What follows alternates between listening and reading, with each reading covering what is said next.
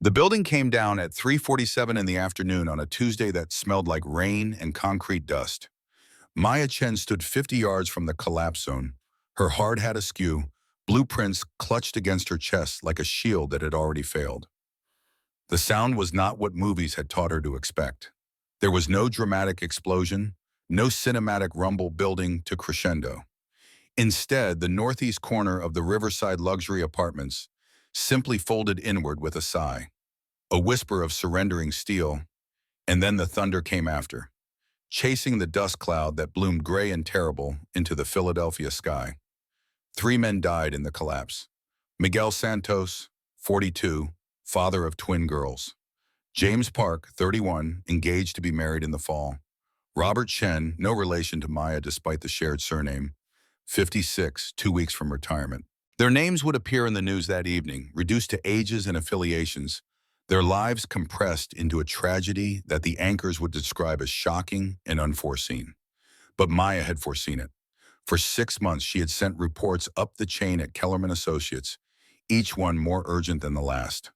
The load calculations were wrong. The rebar placement in the foundation deviated from her approved designs.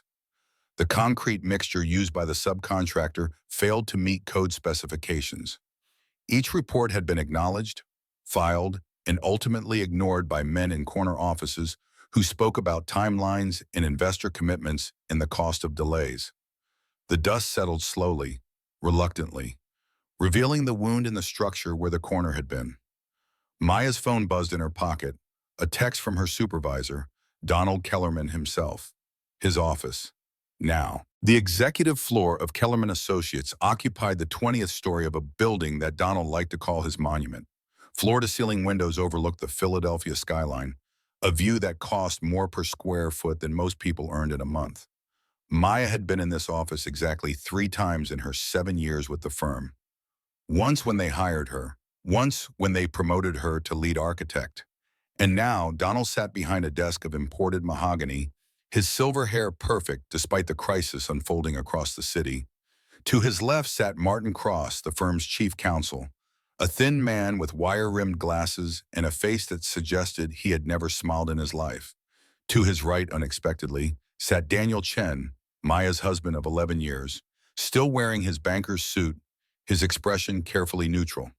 What is he doing here, Maya thought, but did not ask. Donald spoke first, his voice carrying the practiced calm of a man accustomed to controlling rooms. Maya, this is a difficult day for all of us. A tragedy. But we need to discuss how we move forward. Maya remained standing, though no one had invited her to sit. Her boots left traces of construction site dust on the pristine carpet. 3 men are dead. 3 men are dead, she said, because you ignored my reports. Because cutting corners saved the company 2 weeks and a few $100,000. Donald's expression did not change. Martin Cross, however, leaned forward slightly, his pen poised above a yellow legal pad. We need to be very careful about statements like that, Cross said, especially given the investigation that will inevitably follow. I documented everything, Maya said. Every deviation from the approved plans. Every substandard material. Every warning I gave. Yes, Donald said, you did. Which brings us to why we asked you here. He slid a folder across the desk. Maya did not touch it. This is a separation agreement. Very generous. 6 months' salary, full benefits through the end of the year, and a glowing reference letter. In exchange, you sign a non-disclosure agreement acknowledging that the collapse resulted from unforeseeable structural failure. No fault on the part of the firm or any individual employee. You want me to lie. We want you to be reasonable, Cross said.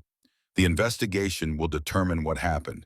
Speculation from terminated employees with axes to grind only muddies the water. I'm not terminated, Maya said. Not yet, Donald replied. But refusing to sign this agreement would constitute insubordination and abandonment of professional responsibility. We would have no choice but to dismiss you for cause. No severance, no reference. And given the circumstances, no firm in the city would touch you. Daniel spoke for the first time, his voice quiet. Maya, just sign it, please. She turned to look at her husband, this man she had married in a small ceremony in her parents' backyard.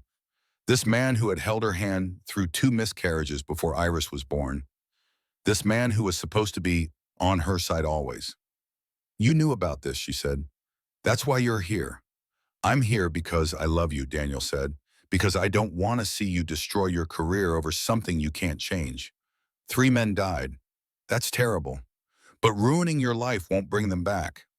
Maya felt something crack inside her chest, a fracture as clean and final as the building's collapse. Get out, she said quietly. Maya, Donald began. No, all of you, get out of my sight. She turned and walked from the office, leaving the unsigned agreement on the desk, leaving her husband in his chair, leaving 7 years of her life in a building that suddenly felt like a mausoleum. Her phone buzzed again before she reached the elevator. A text from HR. Her security badge had been deactivated. She had 30 minutes to clear her desk. The divorce papers arrived 6 weeks later, delivered to the studio apartment Maya had rented with the last of her savings after Daniel changed the locks on their house. The grounds cited irreconcilable differences and Maya's unwillingness to compromise. The custody arrangement granted Maya primary physical custody of Iris, their 9-year-old daughter, with Daniel retaining legal custody and visitation rights. It was generous, his lawyer said, given Maya's current employment status. Unemployed. The words sat in her mouth like ash. In the 2 months since the collapse, Maya had applied to 43 architectural firms across the eastern seaboard. 19 had not responded. 22 had sent polite rejections citing lack of current openings. 2 had interviewed her, gone silent for a week, then sent emails explaining they had decided to go in a different direction. She knew what was happening. Donald Kellerman had made calls. Markers had been cached. The message had been sent. Maya Chen was radioactive, a whistleblower who had chosen conscience over career, and in the architecture world, that was an unforgivable sin. The studio apartment became too expensive after the 3rd month. Maya moved herself and Iris into a weekly motel on the outskirts of the city, the kind of place where the neon sign buzzed with dying light and the sheets smelled faintly of bleach and broken dreams. Iris handled it with the quiet stoicism she brought to most disruptions, her 9-year-old face serious as she arranged her few belongings in the space that would serve as bedroom, living room, and study. Iris had been diagnosed with autism at age 4. High functioning, the doctor said, as if that phrase explained everything. She was brilliant with numbers and patterns, could solve complex mathematical equations in her head, but struggled with eye contact and unexpected changes to routine. The divorce had been hard on her. The constant moving had been harder. Maya watched her daughter withdraw further into herself each day, speaking less, stimming more, her small hands tracing geometric patterns on every surface she encountered. I'm sorry, Maya wanted to say every morning. I'm sorry I couldn't protect you from this. I'm sorry I chose truth over stability. I'm sorry your mother is a failure. But she said none of these things. Instead, she made breakfast from the motel room microwave, helped Iris with her homeschooling work, and spent her afternoons applying to jobs that would never call back. The motel money ran out in November. Maya sat in the parking lot of a truck stop, her 13-year-old Honda Civic loaded with everything they own, which fit easily in the back seat and trunk. Iris sat beside her in the passenger seat, drawing fractals in a notebook, her pencil moving in precise, measured strokes. Mom, Iris said without looking up, where are we going? I don't know yet, Maya admitted. Somewhere warm, somewhere cheaper. Can we go to the library first? Why? Because it's Tuesday. We always go to the library on Tuesday. Maya felt tears building behind her eyes, the weight of her daughter's need for routine pressing against the chaos of their circumstances. The library. Yes, they could do that. One last normal thing before everything changed again. The librarian at the Cloverdale Public Library knew them by now. Mrs. Henderson, 70-something, with kind eyes and a pin on her cardigan that said, "Reading is dreaming with your eyes open." She waved when they entered, then held up a finger and disappeared into the back office. She returned carrying a large manila envelope, the kind with the reinforced corners and the official-looking certified mail sticker. "This came for you yesterday," Mrs. Henderson said. "Forwarded from your old address. I signed for it since I knew you'd be in today." Maya took the envelope with trembling hands. The return address read Whitmore and Associates, Attorneys at Law, Portland, Maine. She knew no one in Portland, had never been to Maine. The envelope was heavy, substantial, the kind of weight that meant documents and decisions and things that could not be ignored. "Thank you," Maya managed. They sat at one of the library tables, the same one they always chose, near the window where Iris liked to watch the patterns of sunlight through the trees. Maya opened the envelope carefully, half expecting a collections notice or a summons from one of the many entities she had failed in recent months. Instead, she found a letter on cream-colored stationery, the letterhead embossed in a way that spoke of old money and older traditions. "Dear Mrs. Chen," the letter began, "we represent the estate of Mr. Thomas Wei, deceased. It is our duty to inform you that you have been named as a beneficiary in Mr. Wei's last will and testament." Maya read the sentence 3 times before it began to penetrate. Thomas Wei, her mother's father. A man she had never met, whose name had been spoken in her childhood home only in whispers and half-finished stories. Her mother had been estranged from him before Maya was born, some family rupture that was never explained, only felt in the absence where a grandfather should have been. "According to our records," the letter continued, "Mr. Wei passed away in 1984. However, the terms of his will specified that his estate should remain in trust until such time as a direct descendant came of age and demonstrated need. Our firm has been monitoring your family line, and recent circumstances suggest you meet the criteria outlined in the trust documents." 1984. 40 years ago, Maya's mother had died in 2019, taking whatever secrets she held about her father to the grave. Maya had been 10 when her mother finally mentioned him, asking casually over breakfast if she had a grandfather. Her mother's face had gone very still, very cold. "You have no grandfather," she had said. "Not one that matters. The estate in question," the letter went on, "consists of property located in Raven Hollow, West Virginia. The property includes 23 buildings comprising the former township, as well as personal effects and documents belonging to Mr. Wei. To claim your inheritance, you must travel to Raven Hollow in person and meet with our representative within 30 days of receiving this notice. You must also agree to reside on the property for a period of no less than 1 year. Attached, please find travel instructions, a deed awaiting your signature, and a prepaid debit card loaded with funds sufficient for your journey." Mr. Wei was specific in his wishes that his heirs should not be prevented from claiming their inheritance due to financial hardship. At the bottom of the letter, in a different hand, written in fading blue ink, were 3 lines that made Maya's breath catch. "The buildings hold what words cannot say. Find the locked room. Trust the pattern." It was signed simply T.W. Maya looked up to find Iris watching her, those serious brown eyes that seemed to see more than a 9-year-old should. "What is it, Mom?" "I think," Maya said slowly. "We just inherited a ghost town." They left Philadelphia 3 days later, the Honda packed with their meager belongings and a tank of gas paid for with the prepaid card from the lawyers. Maya had spent those 3 days in a fugue of research, learning everything she could about Thomas Wei and the town he had left behind. Thomas Wei had been an architect. Not just any architect, but one of the most innovative designers of his generation, known for buildings that seemed to defy conventional understanding of space and structure. Between 1962 and 1978, he had designed 47 buildings across 5 states, each one a masterpiece of form and function, each one pushing the boundaries of what architecture could achieve. Then in 1979, he had vanished from public life, sold his practice, canceled his contracts, and disappeared into the mountains of West Virginia. The architectural journals of the time were full of speculation, mental breakdown, artistic crisis, scandal involving a client. No one knew for certain, and Thomas Wei never explained.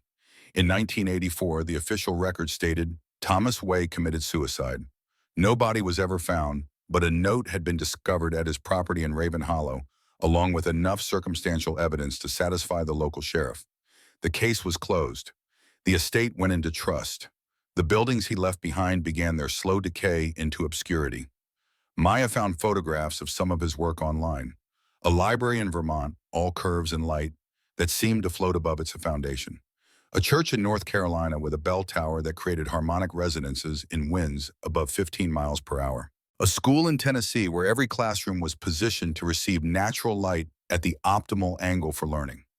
Buildings that were not just structures, but instruments, machines, statements in steel and stone. And then there was Raven Hollow. She found almost nothing about the town itself. A few mentions in mining journals from the 1960s, noting its proximity to coal deposits that were never successfully extracted. A faded tourism brochure from 1975 promoting scenic mountain views and authentic Appalachian charm. A newspaper article from 1989 listing it among West Virginia's many abandoned settlements, casualties of economic decline and population flight. Current population, 0. Building standing, 23. Legal status, private property, no trespassing. Private property, Thomas Way's property, now her property if she chose to claim it. Why, Maya wondered as they drove south through Pennsylvania. Would a brilliant architect abandon everything to live alone in an abandoned town? What had he been building there? What had driven him to suicide, or whatever had really happened in 1984? And why had he set up his will to wait 40 years for an heir who demonstrated need? The questions multiplied with each mile. Iris sat beside her watching the landscape change from city to suburb to rural highway, her fingers tapping patterns on her thigh. Prime numbers, Maya knew. Iris counted in primes when she was anxious. They stopped for the night at a motel in Bluefield, West Virginia, a town that straddled the border with Virginia and seemed to consist primarily of closed storefronts and faded glory. The motel clerk, a woman in her 60s with hair the color of cigarette smoke, looked at them with open curiosity when Maya asked about Raven Hollow. Raven Hollow?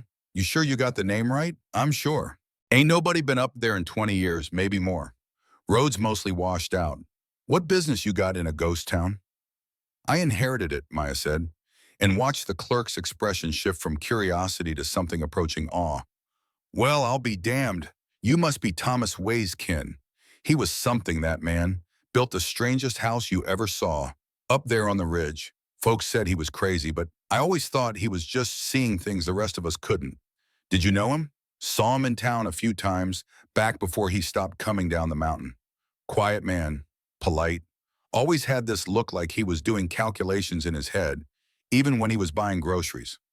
Last time I saw him was probably early 1984. He bought 60 pounds of canned goods, 3 cases of bottled water, and enough batteries to power a small city. I asked if he was preparing for the apocalypse. He smiled and said, something like that. The clerk leaned across the counter, her voice dropping to a confidential whisper. You be careful up there, honey. That mountain, there's something about it. Old-timers say the rocks remember things. Say if you listen close enough, you can hear them talking. Maya thanked her and retreated to their room, where Iris had already arranged her belongings in precise order on one of the twin beds. Maya lay awake that night, listening to her daughter's quiet breathing, thinking about rocks that remembered and a grandfather who had waited 40 years to give her a ghost town. The road to Raven Hollow was not on any map. The directions from the lawyers included hand-drawn landmarks and warnings about road conditions that made Maya's heart sink. Four-wheel drive recommended. Check brake fluid before ascent. Do not attempt in rain or after dark. They started up the mountain at 9 in the morning, the November sun already high and thin. The paved road gave way to gravel after the first mile, then to dirt and exposed rock after the second. The Honda's suspension groaned with each pothole, each washout, each place where the mountain had reclaimed what humans had tried to build. Iris stared out the window, her face pressed to the glass, watching the forest grow denser and darker as they climbed. Pine and oak gave way to older trees, species Maya could not name, their branches interlocking overhead until the road became a tunnel of shadow. They're fractals, Iris said suddenly. What? The trees, the way the branches split. Each division follows the same pattern as the one before, just smaller. Fractals, like the Mandelbrot set, but organic. Maya glanced at her daughter, this strange and wonderful child who saw mathematics in everything, and felt a surge of fierce love. Whatever they found at the top of this mountain, at least they would face it together. The town appeared without warning. One moment they were driving through dense forest, and the next they emerged into a clearing where buildings stood like tombstones marking the death of a dream. 23 structures in various states of decay. A main street that had once been paved but was now more weeds than asphalt. Storefronts with windows like empty eyes. A church with a steeple that leaned 5 degrees to the left. Houses with sagging porches and doors that hung open on rusted hinges. And at the far end of the street, so rising above everything else, was the house. It was not like any house Maya had ever seen. 3 stories of stone and timber, but the angles were wrong, deliberately wrong, creating perspectives that hurt to look at directly. Towers at each corner, but two towers the same height or shape. Windows placed where no window should be, some tilted, some perfectly vertical on walls that were not. Buttresses that seemed to support nothing or everything depending on where you stood. Gothic, brutalist, modernist, all thrown together in a way that should have been chaos but instead achieved something else. Something that made Maya's architect brain struggle to find the right word.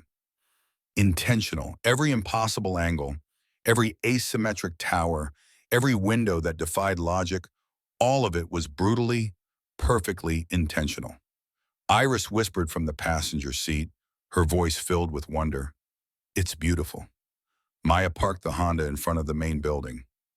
Up close, it was even more imposing, the stone walls rising 30 feet to a roof line that zigged and zagged like a mathematical proof written in architecture.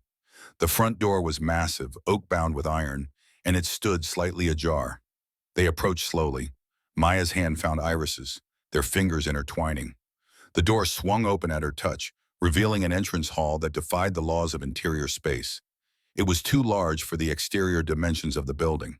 The ceiling vaulted upward, past where the second floor should have been, creating a vast chamber lit by skylights that Maya had not seen from outside. The floor was slate, arranged in patterns that drew the eye inward and upward simultaneously. The walls were lined with built-in bookshelves, thousands of volumes creating a library that climbed the height of the chamber. A staircase curved up one wall, its banister carved from a single piece of wood that must have come from a tree 50 feet tall. And everywhere, on every surface, were drawings, blueprints tacked to walls, sketches scattered on tables, architectural renderings pinned to boards, plans for buildings Maya recognized from her research, and dozens she did not. All in the same precise hand, the same careful line work, the same signature in the corner. T.W. Iris released her mother's hand and walked forward as if drawn by invisible strings. She moved to the nearest table where a large blueprint was spread, held flat by stones at each corner. Maya joined her and saw that it was not a blueprint for a building, but a map. Raven Hollow and the surrounding mountains rendered in exquisite detail, with 47 numbered points marked across 5 states. Each point had a note beside it. Building complete, 1963. Building complete, 1968. Building complete, 1971.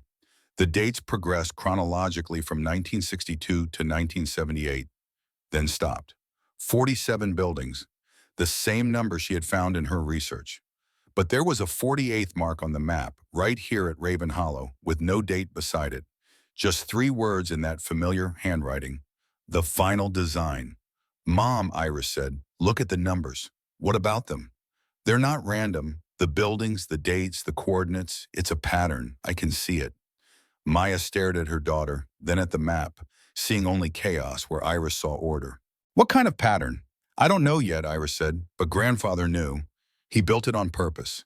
They explored the first floor together, moving through rooms that seemed to shift and breathe with their passage. A kitchen with a cast-iron stove and copper pots hanging from hooks.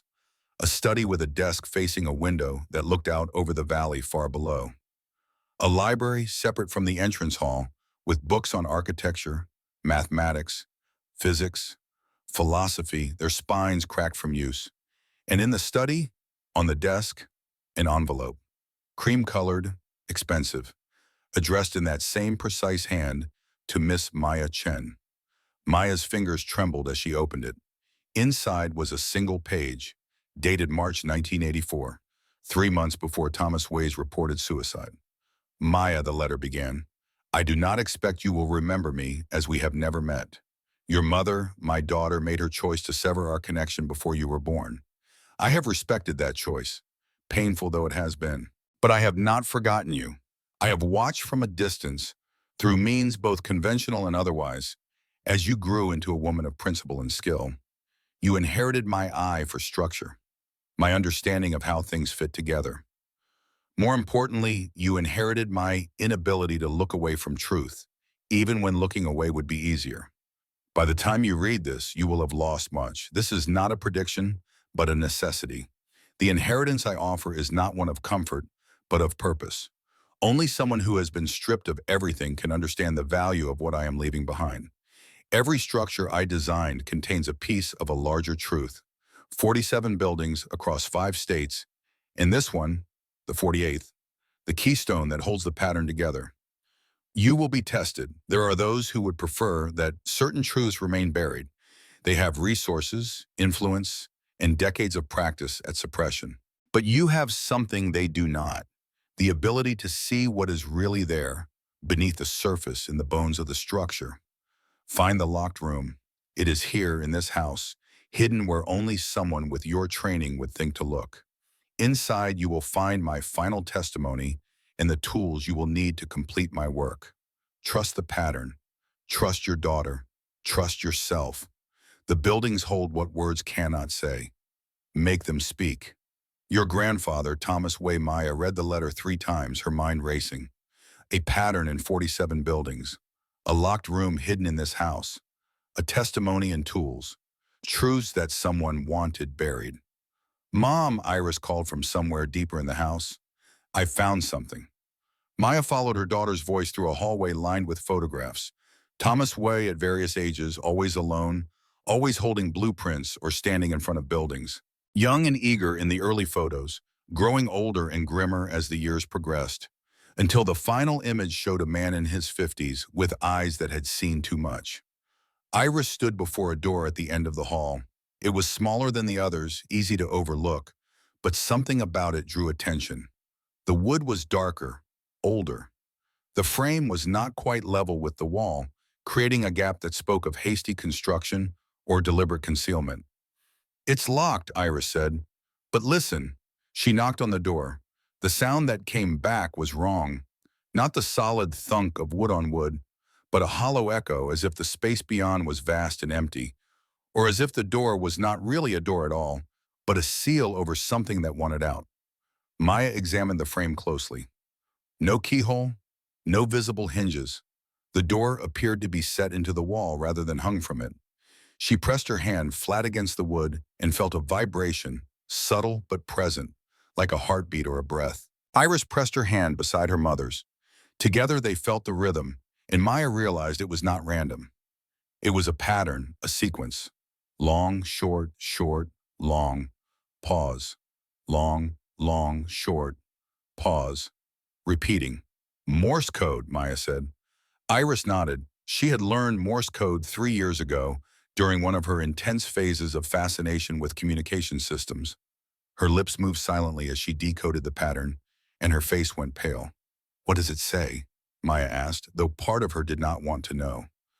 Iris looked up at her mother with those 2 serious eyes. It says, I am still here. Maya felt the temperature drop, or perhaps it was just her blood turning cold. She stepped back from the door, pulling Iris with her. A message in Morse code transmitted through vibrations in a door that had been sealed for 40 years. Thomas Way had been an architect, not a mystic. But this house, this impossible house with its wrong angles and hidden spaces, suddenly felt like more than stone and timber. We need to find a way to open it, Maya said, her voice steadier than she felt. They searched the house for 3 hours, moving from room to room, looking for keys or mechanisms or clues. They found more blueprints, more photographs, journals filled with calculations and notes in Thomas Way's careful hand. But no key, no obvious way to access the locked room. It was Iris who made the connection. She had been studying the blueprints of the house itself, spread across the floor of the library, her small body stretched out beside them like a detective at a crime scene. Mom, she said, come look at this. Maya knelt beside her daughter. Iris pointed to a cross-section drawing of the house, showing all 3 floors in profile. See the locked room? It's not on any floor. It's between floors, in a space that shouldn't exist according to the exterior dimensions. Maya traced the lines with her finger. Iris was right. The locked room occupied a void, a pocket of space created by the house's impossible geometry. And leading to it, visible in the cross-section, but not in any other drawing, was a passage. a narrow corridor that started behind the bookshelf in the entrance hall and wound through the walls like a secret. They found the trigger by accident. Maya was examining the bookshelf, looking for a hidden switch or the lever, when Iris pulled out a book. Not a random book, but a specific volume, Principles of Structural Analysis by Thomas Way. His own textbook, published in 1965, the only book he had ever written. The bookshelf groaned. Then it swung inward, revealing a gap just wide enough for a person to slip through sideways. Beyond the gap, stairs descended into darkness. Maya used her phone's flashlight to illuminate the passage. The stairs were steep, carved directly into the stone foundation of the house. They went down 20 feet, then leveled off into a corridor that ran horizontally through space that should not have existed. The walls were stone, the floor was stone, the ceiling was so low that Maya had to duck. The air smelled old, stale, like breath exhaled decades ago and never replaced. Every 10 feet there was a small alcove, and in each alcove a candle and a brass holder. Waiting. They walked for what felt like miles but could not have been more than 100 feet, following the corridor as it twisted and turned through the house's hidden anatomy. Then the passage opened into a room. It was small, 10 feet by 10 feet. The walls were bare stone. There was no furniture except a chair and a small table, and in the chair, impossibly, horribly, sat the skeleton of a man. He was dressed in the remains of what had once been good clothes, a suit jacket now rotted to scraps, leather shoes that had survived better than the fabric. On the table in front of him, a journal bound in leather, and beside the journal, a glass that had once held water, now empty except for mineral deposits that had formed patterns in the bottom. Iris made a small sound, not fear exactly, but recognition of wrongness. Maya pulled her daughter close, shielding her eyes, though Iris had already seen. "This is Thomas Way," Maya said quietly. "My grandfather. Your great-grandfather, but the letter said he died in 1984. He did. Here, in this room." Maya approached the skeleton slowly, respectfully, the way one approaches any grave. The bones were fragile, ancient beyond their 40 years. The skull rested against the chair back, the jaw hanging open in a final scream or gasp or prayer. On the floor beside the chair, Maya saw scratch marks, deep gouges in the stone where fingernails had worn away to bone. But these marks were different from what she expected. Not frantic clawing at a locked door, but deliberate patterns, geometric shapes, equations scratched into stone. Maya picked up the journal with trembling hands. The leather was soft with age, the pages yellowed but intact. On the first page, in handwriting that remained steady despite everything, was a message dated June 10th, 1984. "If you are reading this, you have found me. I am Thomas Way, and I am dying. Not murdered, though it may appear so. What I face now is the consequence of choices I made freely, knowing the cost. 3 years ago, in the summer of 1981, my younger brother Chen died in the collapse of Hawk Ridge Mine. He was one of 64 men killed that day. The company called it an accident. The government called it a tragedy. But I knew the truth because I had been investigating Blackwood Mining Corporation for 2 years before the collapse. I had proof. Documents showing that Vincent Blackwood knew about structural defects in the mine, that he ordered operations to continue despite warnings from his own engineers, that safety inspections were falsified, that bribes were paid, that the lives of 64 men were weighed against quarterly profits and found wanting. I tried to expose them through official channels. Every door closed in my face. Evidence disappeared. Witnesses recanted. Politicians I thought were allies revealed themselves as accessories. The Blackwood family did not just own mines. They owned the system that was supposed to hold them accountable. So I did the only thing I could think of. I encoded the evidence in the buildings I designed. 47 structures across 5 states, each one containing a piece of the truth, waiting for someone with the eyes to see it. But the act of encoding that evidence exposed me to radiation during my investigation of the sealed mine tunnels where Blackwood had hidden documents. By 1983, I knew I was dying. Radiation poisoning, slow and irreversible. I had perhaps a year left. I could have spent it in hospitals, in pain, my faculties declining as the disease progressed. Instead, I chose to spend it here, in this room I designed for exactly this purpose. I asked my friend Hank Morrison to seal the door on June 12, 1984. Not to murder me, but to preserve this space as evidence. To create a mystery that would eventually lead someone, hopefully my descendant, to find this journal and understand what I built. The room is supplied with enough water and rations for 2 weeks. I will not last that long. The radiation has progressed too far.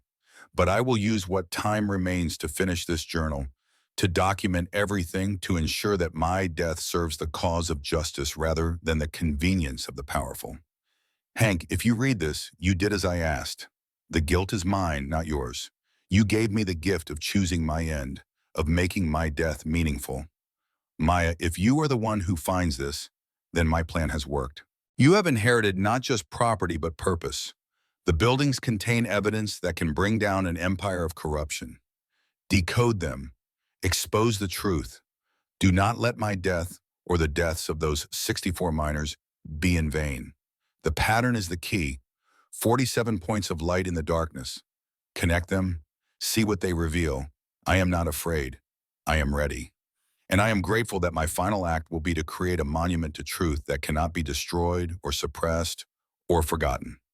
Make them pay, Maya. Make them remember. Your grandfather, Thomas Way. The journal continued for another 30 pages, growing less coherent as Thomas's strength failed. Equations mixed with memories.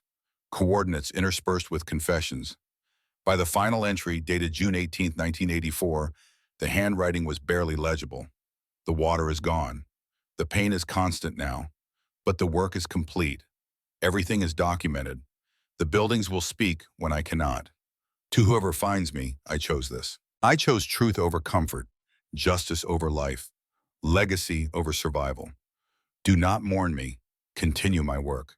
The buildings hold what words cannot say. Maya closed the journal. Her hands were shaking. Her vision blurred with tears for a man she had never met. A grandfather who had died alone in a room of his own design, not murdered but choosing martyrdom, turning his death into evidence. Iris touched her arm gently. Mom, we should call someone. The police, someone. Yes, Maya said, we should. But even as she said it, she understood what Thomas had known. That official channels would fail again. That power protected power. That 40 years had passed and the same families who killed 64 miners were still operating, still cutting corners, still valuing profit over lives. She looked down at the journal in her hands, then at the map of 47 buildings spread across 5 states. A pattern, a code, a truth hidden in architecture itself, waiting 40 years for someone to decode it. She had come to Raven Hollow looking for shelter. Instead, she had found purpose, found family, even if that family was only bones and journals and impossible houses built by a grandfather who had sacrificed everything for a truth no one wanted to hear. The sun was setting when they emerged from the hidden room, leaving Thomas Way's remains undisturbed in their stone tomb.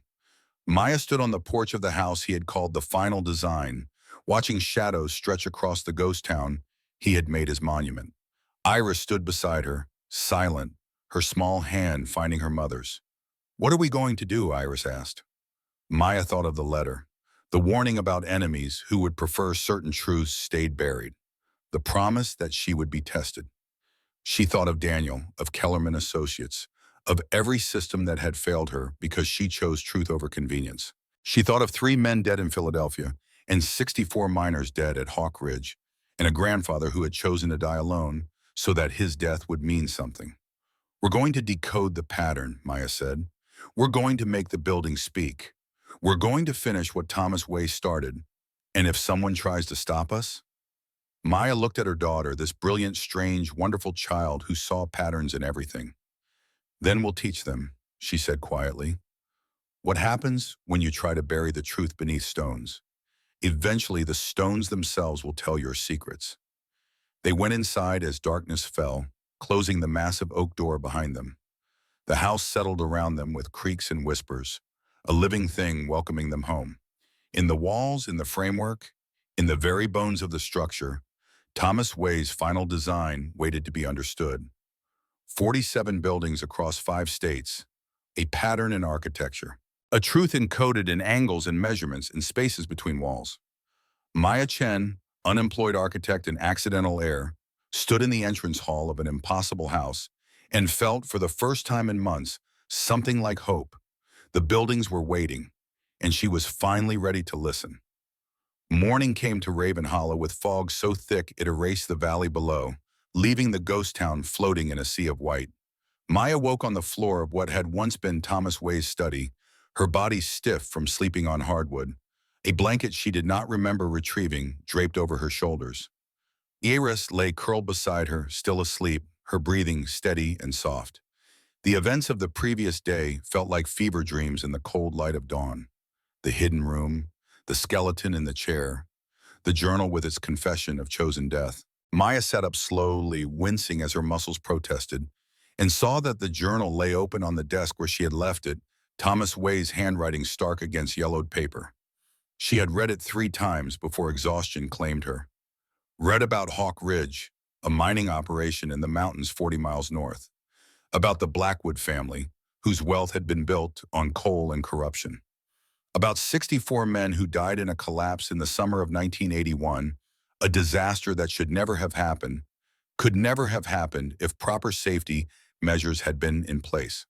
Thomas Way had been investigating the Blackwood Mining Corporation since 1979, not officially, not as part of any government inquiry or corporate review, but as a private citizen who suspected that safety violations were industry standard, that men were dying to maintain profit margins. When his younger brother Chen died at Hawk Ridge in 1981, suspicion became certainty. The journal documented 3 years of investigation. Thomas had interviewed survivors, analyzed structural reports, obtained internal documents through means he did not specify. He had built a case, irrefutable and damning, proving that Vincent Blackwood, the patriarch of the family empire, had known about the structural defects in the mine, had been warned by his own engineers, had ordered operations to continue anyway because halting production would have cost the company millions. 64 men died so that quarterly profits would not suffer. Thomas had taken his evidence to newspapers, to prosecutors, to federal agencies. Each time the response had been the same: polite interest followed by stony silence. Stories killed before publication, investigations that concluded with findings of accidental tragedy and no criminal negligence, doors closing in his face with the muted click of money-changing hands. So Thomas Way, brilliant architect, had done the only thing he could think of. He had hidden the evidence in the one place no one would think to look: in buildings, in architecture itself. The journal entries from 1979 onward detailed his plan. He would encode the proof in the structures he designed, measurements that were also coordinates, angles that were also dates, patterns in window placement and door alignment that, when properly decoded, would reveal names and numbers in documentation of crimes. 47 buildings across 5 states, each one a piece of a larger puzzle, each one a fragment of truth preserved in steel and stone. And when the radiation poisoning from his investigation made it clear he was dying, Thomas had chosen to make his death part of the evidence, had asked his friend Hank Morrison to seal him in a hidden room, creating a mystery that would eventually lead someone to find his journal and understand what he had built. Maya stood and walked to the window. The fog was beginning to lift, revealing the skeletal outlines of Raven Hollow's abandoned buildings. 23 structures in various states of decay, all designed by Thomas Way in the final years of his life, all part of the pattern. Her phone buzzed, no signal, but a calendar reminder she had set weeks ago. Today was the deadline to respond to the lawyer's letter. She had 30 days to come to Raven Hollow and claim her inheritance. Today was day 30. As if summoned by the thought, she heard the sound of an engine laboring up the mountain road. Maya moved to the front window and watched as a black SUV emerged from the fum, incongruously clean and expensive against the decay of the ghost town. It parked beside her Honda with the confidence of ownership. 2 people emerged. The first was a man in his late 40s, tall and well-dressed in a way that screamed money and power. Even from a distance, Maya could see the quality of his suit, the precision of his haircut, the way he moved like someone accustomed to rooms rearranging themselves to accommodate his presence. The second person was older, a woman perhaps in her late 60s, dressed more practically in slacks and a wool coat. She carried a briefcase and walked with the careful steps of someone navigating unfamiliar terrain. They approached the house together. Maya watched them climb the steps to the porch, watched the man raise his hand to knock on the door with the heavy iron ring Thomas Way had installed there. She let them knock twice before opening the door. The man smiled, a practiced expression that engaged his mouth but not his eyes. "Mrs. Chen, I presume? I'm Marcus Blackwood. This is Eleanor Hartley from Whitmore and Associates. I believe you have been corresponding with her firm." The name hit Maya like a physical blow. Blackwood, the same family Thomas Way had been investigating. The same family whose patriarch had ordered 64 men to their deaths in 981. Marcus Blackwood seemed to register her reaction. His smile widened slightly. "I see my reputation precedes me. May we come in? We have business to discuss, and I prefer not to conduct it on the porch." Maya stepped aside without speaking, gesturing them into the entrance hall. Eleanor Hartley, the lawyer, looked around with professional interest. Marcus Blackwood looked around with something else. Recognition, familiarity, the gaze of someone who had been here before, or at least had studied every detail of this place. "Quite a property you've inherited," he said. "My family has been interested in this land for some time. In fact, we made several offers to purchase it from the trust over the years. All refused, I might add, per the terms of Thomas Way's very specific will." Eleanor Hartley opened her briefcase and extracted a folder. "Mrs. Chen, as the representative of Mr. Way's estate, I need to confirm that you understand the terms of your inheritance. You must reside on this property for a minimum of 1 year. You may not sell, lease, or transfer ownership during that period. After 1 year, all restrictions lift and you gain full control of the estate." "I understand," Maya said. "Excellent.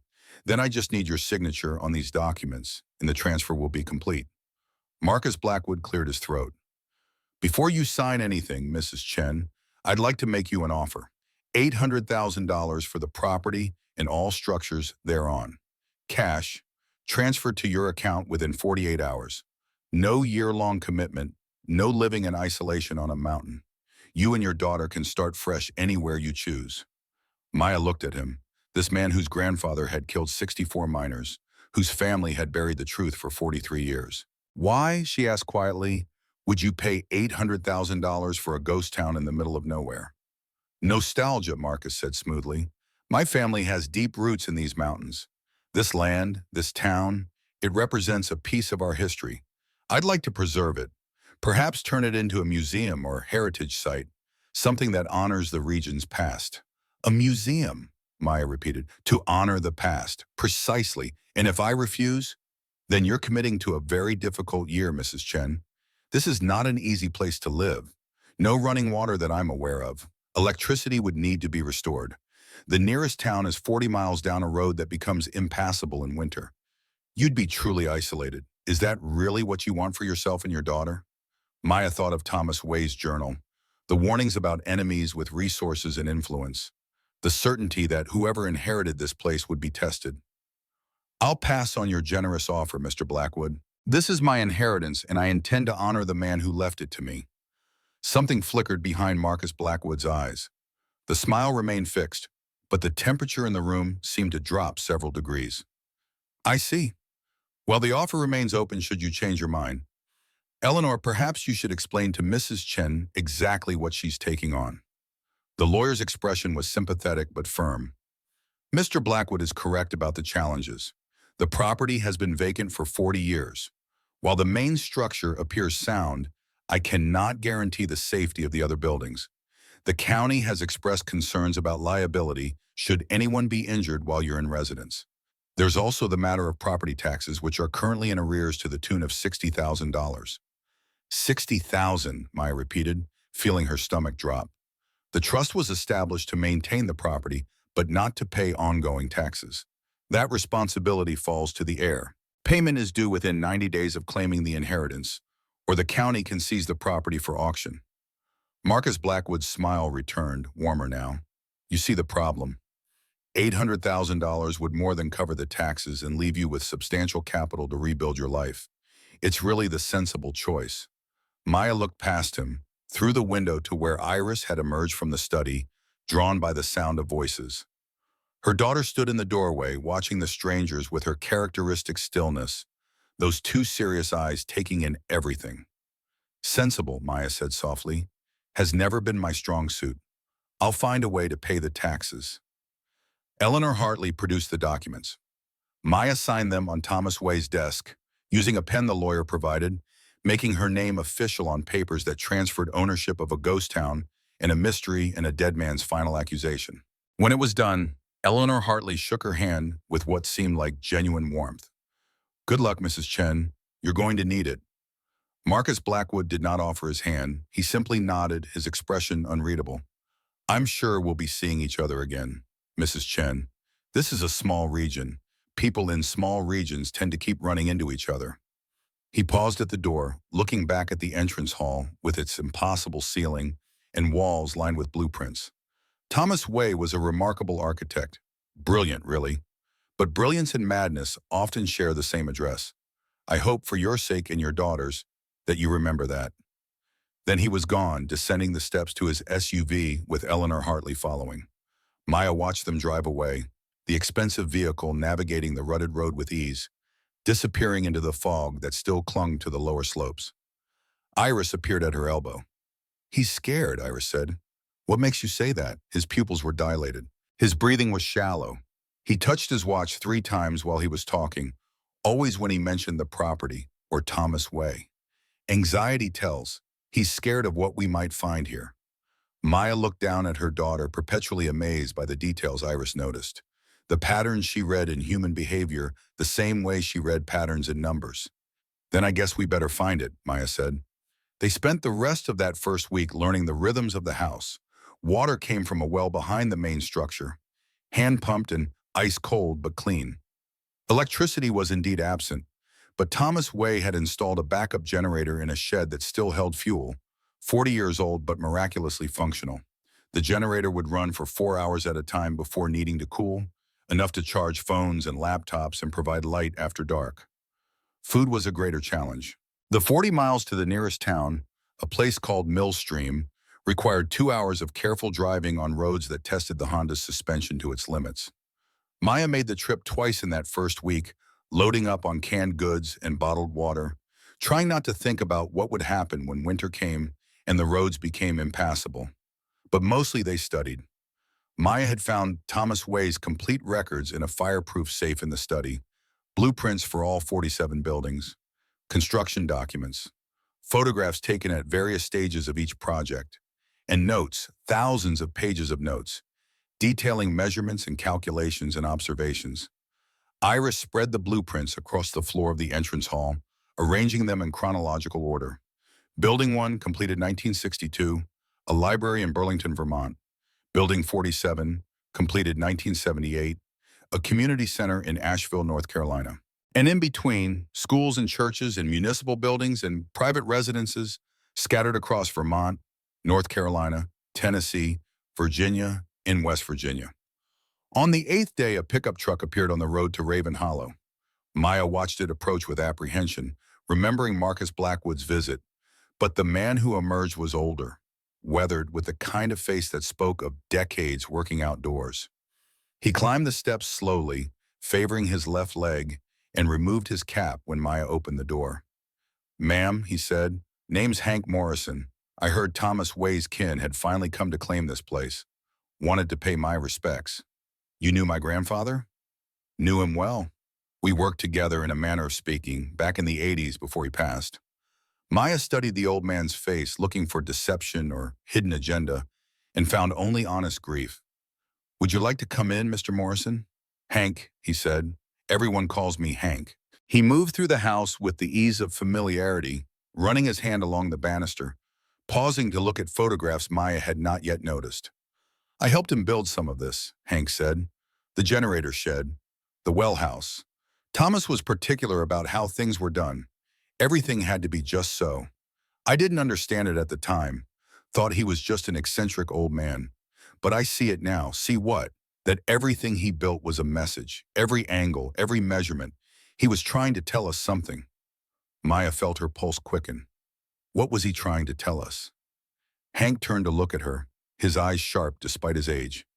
That the Blackwood family killed my brother Leonard, he said quietly, and 63 other men.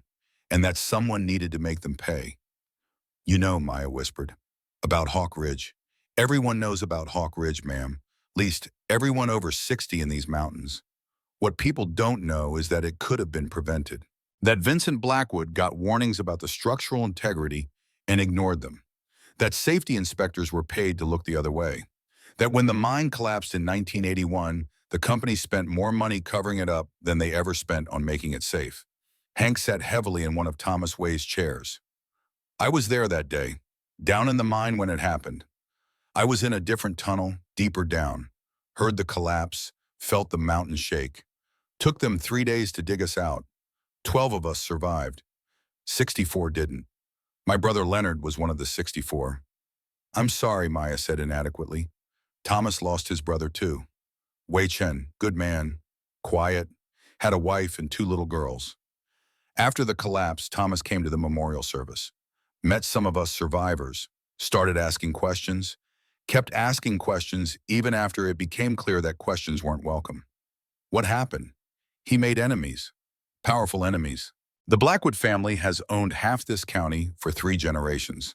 They have politicians in their pocket, judges on their payroll, newspapers that print what they're told to print. Thomas tried to fight them through official channels and got nowhere. So he got creative. The buildings, Maya said. Hank nodded. He told me about it one night, maybe 6 months before he died. Said he was encoding the truth in architecture itself. Said that someday, someone with the right eyes would come along and decode it, bring the whole corrupt house of cards down. Did he tell you what happened to him? How he really died? Hank's face went still, his jaw clenching. When he spoke again, his voice was thick with emotion he had held for 40 years. He asked me to seal that room, ma'am. June 12, 1984, he was dying. Radiation poisoning from investigating the sealed mine tunnels where the Blackwood family had hidden evidence. He was in terrible pain. Said he had maybe weeks left, and they wouldn't be good weeks. Maya felt tears building behind her eyes. He asked you to help him die. He asked me to let him choose how he died, to make his death mean something instead of just being another casualty of corporate greed. He said if his body was found in a sealed room with his journal, it would create a mystery. That eventually someone would come looking, someone who would finish what he started. Hank pulled a handkerchief from his pocket and wiped his eyes. I've carried the guilt of it for 40 years, wondering if I should have refused, if I should have convinced him to go to a hospital, to spend his final days with whatever comfort medicine could provide. But he was so certain, so at peace with his choice. And I understood because I'd lost my brother too, because I knew what it felt like to want justice and have every door slam in your face. You gave him what he asked for, Maya said gently. That's not murder. That's mercy. Tell that to my conscience, Hank replied. But I appreciate you saying it, and I'm here now if you need help. Thomas believed in you, believed you'd be the one to finish this. I'd like to help make sure he was right. Over the following days, Hank became a regular visitor to Raven Hollow. He brought supplies from Millstream, saving Maya the brutal drive. He taught Iris about the mountain, about weather patterns and wildlife, and the 100 small skills needed to survive in isolation. And he talked, telling stories about Thomas Way and Hawk Ridge and the way things used to be before the Blackwood family corrupted everything they touched. Maya worked from dawn until her eyes refused to focus, studying the blueprints, looking for patterns. Iris worked beside her, approaching the problem mathematically, measuring angles and calculating ratios and building spreadsheets full of numbers that meant nothing to Maya, but seemed to speak to her daughter in a language all their own. On the 14th day, Iris made the first breakthrough. Mom, she said, her voice tight with excitement, look at Building 7, the school in Knoxville. Maya examined the blueprint, a single-story structure, simple and functional, nothing remarkable about it at first glance. What am I looking for? The windows, Iris said. Count them. Maya counted, 64 windows. Now look at their placement, Iris continued. The distance from each window to the next. Write down the measurements in inches. Maya did, and watched as Iris entered the numbers into her laptop. Those aren't just measurements, Iris said. They're coordinates, latitude and longitude, encoded in the window spacing. Coordinates to what? Iris pulled up a map, plotted the points, and sat back. To Hawk Ridge Mine. Maya stared at the screen, at the precise location marked in the mountains north of Raven Hollow. The exact site of the collapse that killed 64 men in 1981. Building 7, completed 1967. 14 years before the disaster. Thomas had been planning this long before his brother died, or Maya realized with growing understanding, he had known something was wrong with Blackwood's mining operations years before Hawk Ridge collapsed. She pulled out the next blueprint, Building 8, a library in Richmond, started counting windows, measuring spaces, calculating coordinates. 37 windows, coordinates that pointed to a government building in Charleston, the state capital, Building 9, Building 10, Building 11. Each one contained coordinates hidden in window placement or door spacing or the distance between support columns. Some pointed to locations. Some, when converted differently, pointed to dates. Some pointed to names. By the end of the second week, Maya and Iris had decoded 12 buildings. Each one revealed a piece of the puzzle. Names of politicians who had accepted bribes. Dates of meetings between Blackwood executives and government officials. Locations where documents had been hidden or witnesses had been silenced. Thomas Way had not just encoded evidence. He had created a map of corruption that stretched across 5 states in 40 years. On day 16, a woman arrived at Raven Hollow. She drove a sensible sedan and carried a leather messenger bag and introduced herself as Dr. Sophia Martinez, professor of architectural history at the University of Virginia. "I heard about your inheritance," she said when Maya opened the door. "I've been studying Thomas Way's work for a decade. His buildings are some of the most innovative structures of the 20th century. I was hoping you might let me document them before they deteriorate further." Maya had learned caution in the past 2 weeks. Marcus Blackwood had not returned, but she had seen black SUVs on the road to Millstream, always at a distance, always turning away before she could read license plates. Someone was watching. Someone was waiting. "What exactly do you want to document?" "Everything. Measurements, photographs, architectural details. I'm writing a book about lost architectural genius. Thomas Way deserves recognition for his innovations, even if he never received it during his lifetime." There was genuine passion in Sophia's voice, genuine reverence when she spoke about Thomas's work. Maya made a decision that was part intuition, part desperation for an ally. "Come in," she said, "but I need to show you something first." She led Sophia to the hidden room, to Thomas Way's skeleton still sitting in its chair. Watched the professor's face go pale, watched her hand rise to cover her mouth. "My God," Sophia whispered. "This is how he died? This is how he chose to die." Maya handed her the journal. Watched Sophia read, watched understanding dawn in her eyes, watched academic interest transform into something harder, angrier. "The Blackwood family," Sophia said when she finished, "they're still operating, still running mines across 3 states, and still cutting corners," Maya replied. "I've been researching. Since 1981, there have been 4 more major collapses at Blackwood operations. Fewer deaths because they got better at evacuation protocols. But the same pattern: ignored warnings, bribed inspectors, settlements with non-disclosure agreements." Sophia looked from the journal to the skeleton to Maya. "You're going to finish his work, aren't you? You're going to decode the buildings and expose what the Blackwood family did." "I am." "Then you need help. These buildings, if they really do contain encoded evidence, you'll need someone who understands structural language, who can identify what's intentional and what's just normal variation." "I can help with that. Why would you risk it? The Blackwood family has resources. They've already proven they're willing to kill." Sophia's jaw set in a way that reminded Maya of herself. "Because my sister died in a mine collapse in Kentucky in 2003. Different company, different state, same story. Ignored safety warnings, bribed inspectors, 62 dead, and nobody held accountable.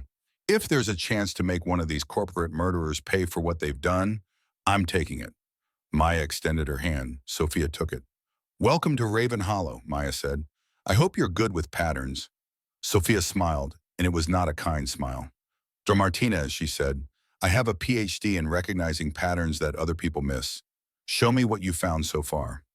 They worked together through the nights, 3 women at a table covered in blueprints, while Iris slept upstairs and the generator hummed its 4-hour rhythm. Sophia brought academic rigor to their investigation. cross-referencing Thomas Way's measurements against standard architectural practices, identifying anomalies that had to be intentional. By day 20, they had decoded 23 buildings. The pattern was becoming clear. Thomas had not just hidden evidence. He had created a trail, each building pointing to the next, coordinates leading to coordinates, dates connecting to dates, until the full scope of the Blackwood family's crimes emerged. Hawk Ridge had not been an isolated incident. It had been part of a pattern spanning decades. Mines operated beyond safe capacity. Safety equipment never installed or maintained. Inspectors paid to approve structures they never examined. And when disasters happened, as they inevitably did, the same playbook. Deny, delay, discredit, bury the truth under lawsuits and settlements and non-disclosure agreements. 64 men at Hawk Ridge in 1981, 41 men at Silver Creek in 1975, 37 men at Black Mountain in my 69. Going back and back, a trail of bodies and covered-up crimes and profits built on the dead. And through it all, the Blackwood family. Vincent Blackwood, the patriarch who had died in 1995. His son, Richard, who took over the company in 1980 and still ran it from a mansion in Charleston. And now Marcus, third generation, still sitting on a fortune built with blood. On day 24, Maya made a trip to Millstream for supplies. She was loading groceries into the Honda when a police car pulled into the parking lot. Not the county sheriff, but a state police detective, badge displayed on his belt. "Mrs. Chen, I'm Detective Luis Moreno. I was hoping we could talk." "About what?" "About Thomas Way, and about why you filed a report about finding human remains on your property." Maya's stomach dropped. She had called the county sheriff 3 days after finding Thomas's body, had reported what she found, had explained about the journal and the sealed room. The sheriff had listened, made notes, and said he would look into it. She had not heard from him since. "I did file a report. To Sheriff Bradley." Moreno's expression was skeptical. "Funny thing, I checked with Sheriff Bradley. He has no record of any call from you. No report of human remains. Nothing." "Then he's lying," Maya said quietly. "Or someone told him to lose the paperwork. That's a serious accusation. So is sealing a man in a room and watching him die." Moreno studied her for a long moment. "Get in the car, Mrs. Chen. We need to have a longer conversation." "Am I under arrest?" "Not yet, but I can make that happen if you prefer." Maya got in the car. Moreno drove them to a diner on the edge of town, ordered coffee for them both, and sat across from her in a booth that smelled of old grease and older secrets. "I've been a detective for 22 years, he said. "Worked homicides in Baltimore, narcotics in Richmond, and now I'm stuck in the middle of nowhere investigating insurance fraud in the occasional meth lab. You know what I've learned in 22 years? Maya waited. That the truth has a way of surfacing. You can bury it, burn it, buy silence from everyone who knows it, but eventually it comes back. Like a body in a river, the current always wins." He pushed a folder across the table. "I've been looking into Thomas Way's death. Off the books. On my own time. Because something about it never sat right with me. Man builds a fortress on a mountain, fills it with architectural genius, then supposedly kills himself and nobody finds the body for 40 years? That doesn't make sense." Maya opened the folder. Inside were copies of the original police report from 1984, statements from witnesses who had seen Thomas Way in his final weeks, and a photograph of the suicide note that had been found. The handwriting was wrong. Close, but wrong. Someone had forged Thomas Way's final words. "You see it too," Moreno said. That note was written by someone who had samples of his handwriting, but didn't quite capture his rhythm. The slant is off. The pressure points are wrong. Who wrote it? I don't know yet. But I know who benefits from Thomas Way being declared dead by suicide instead of missing and potentially murdered. The Blackwood family. They wanted his investigation shut down permanently. Maya looked up at the detective. "Why are you telling me this?" "Because I think you're going to do something dangerous. You're going to try to finish what he started. And I think you're going to need someone on the inside, someone who can make sure evidence gets processed properly, who can prevent it from mysteriously disappearing. You want to help us. I want justice for 64 miners who died in 1981 because a rich family cut corners. And I want justice for a man who died trying to expose them. If that aligns with what you want, then yes, I want to help. Maya made her second leap of faith in a month. Then you should know that my grandfather didn't just investigate Hawk Ridge. He encoded the entire conspiracy in 47 buildings across 5 states. We've decoded about half of them so far. The evidence is overwhelming. Moreno leaned back, a slow smile spreading across his face. Mrs. Chen, you just made my year. Show me everything. They returned to Raven Hollow together. Moreno examined the hidden room, photographed Thomas Way's remains with the careful attention of someone who understood that evidence must be preserved properly, documented the journal, and listened as Maya and Sophia explained the pattern they had uncovered. This is good, he said when they finished. This is better than good, but it's not enough. What do you mean? I mean, the Blackwood family has been covering this up for 43 years. They have lawyers who make small countries nervous. What you have here is circumstantial. Impressive circumstantial, but circumstantial. Coordinates in buildings could be coincidence. Measurements could be normal variation. A good defense attorney would tear it apart. Then what do we need? Physical evidence, documents, recordings. Something that directly links the Blackwood family to ordering the continued operation of unsafe mines. Something that proves they knew people would die and didn't care. We think Thomas had that, Iris said quietly from where she had been listening. We think that's what the final buildings are hiding. Not just coordinates, but actual evidence. Papers, photos, maybe recordings. Moreno looked at the 9-year-old with new respect. Then we need to get to those buildings and find that evidence before Marcus Blackwood figures out what you're doing. Too late, Hank said from the doorway. They all turned. The old miner stood silhouetted against the afternoon light, his expression grim. Just got a call from a friend in Millstream. Marcus Blackwood filed papers with the county this morning. He's claiming that 24 of the buildings on your map are structurally unsound and pose a public safety hazard.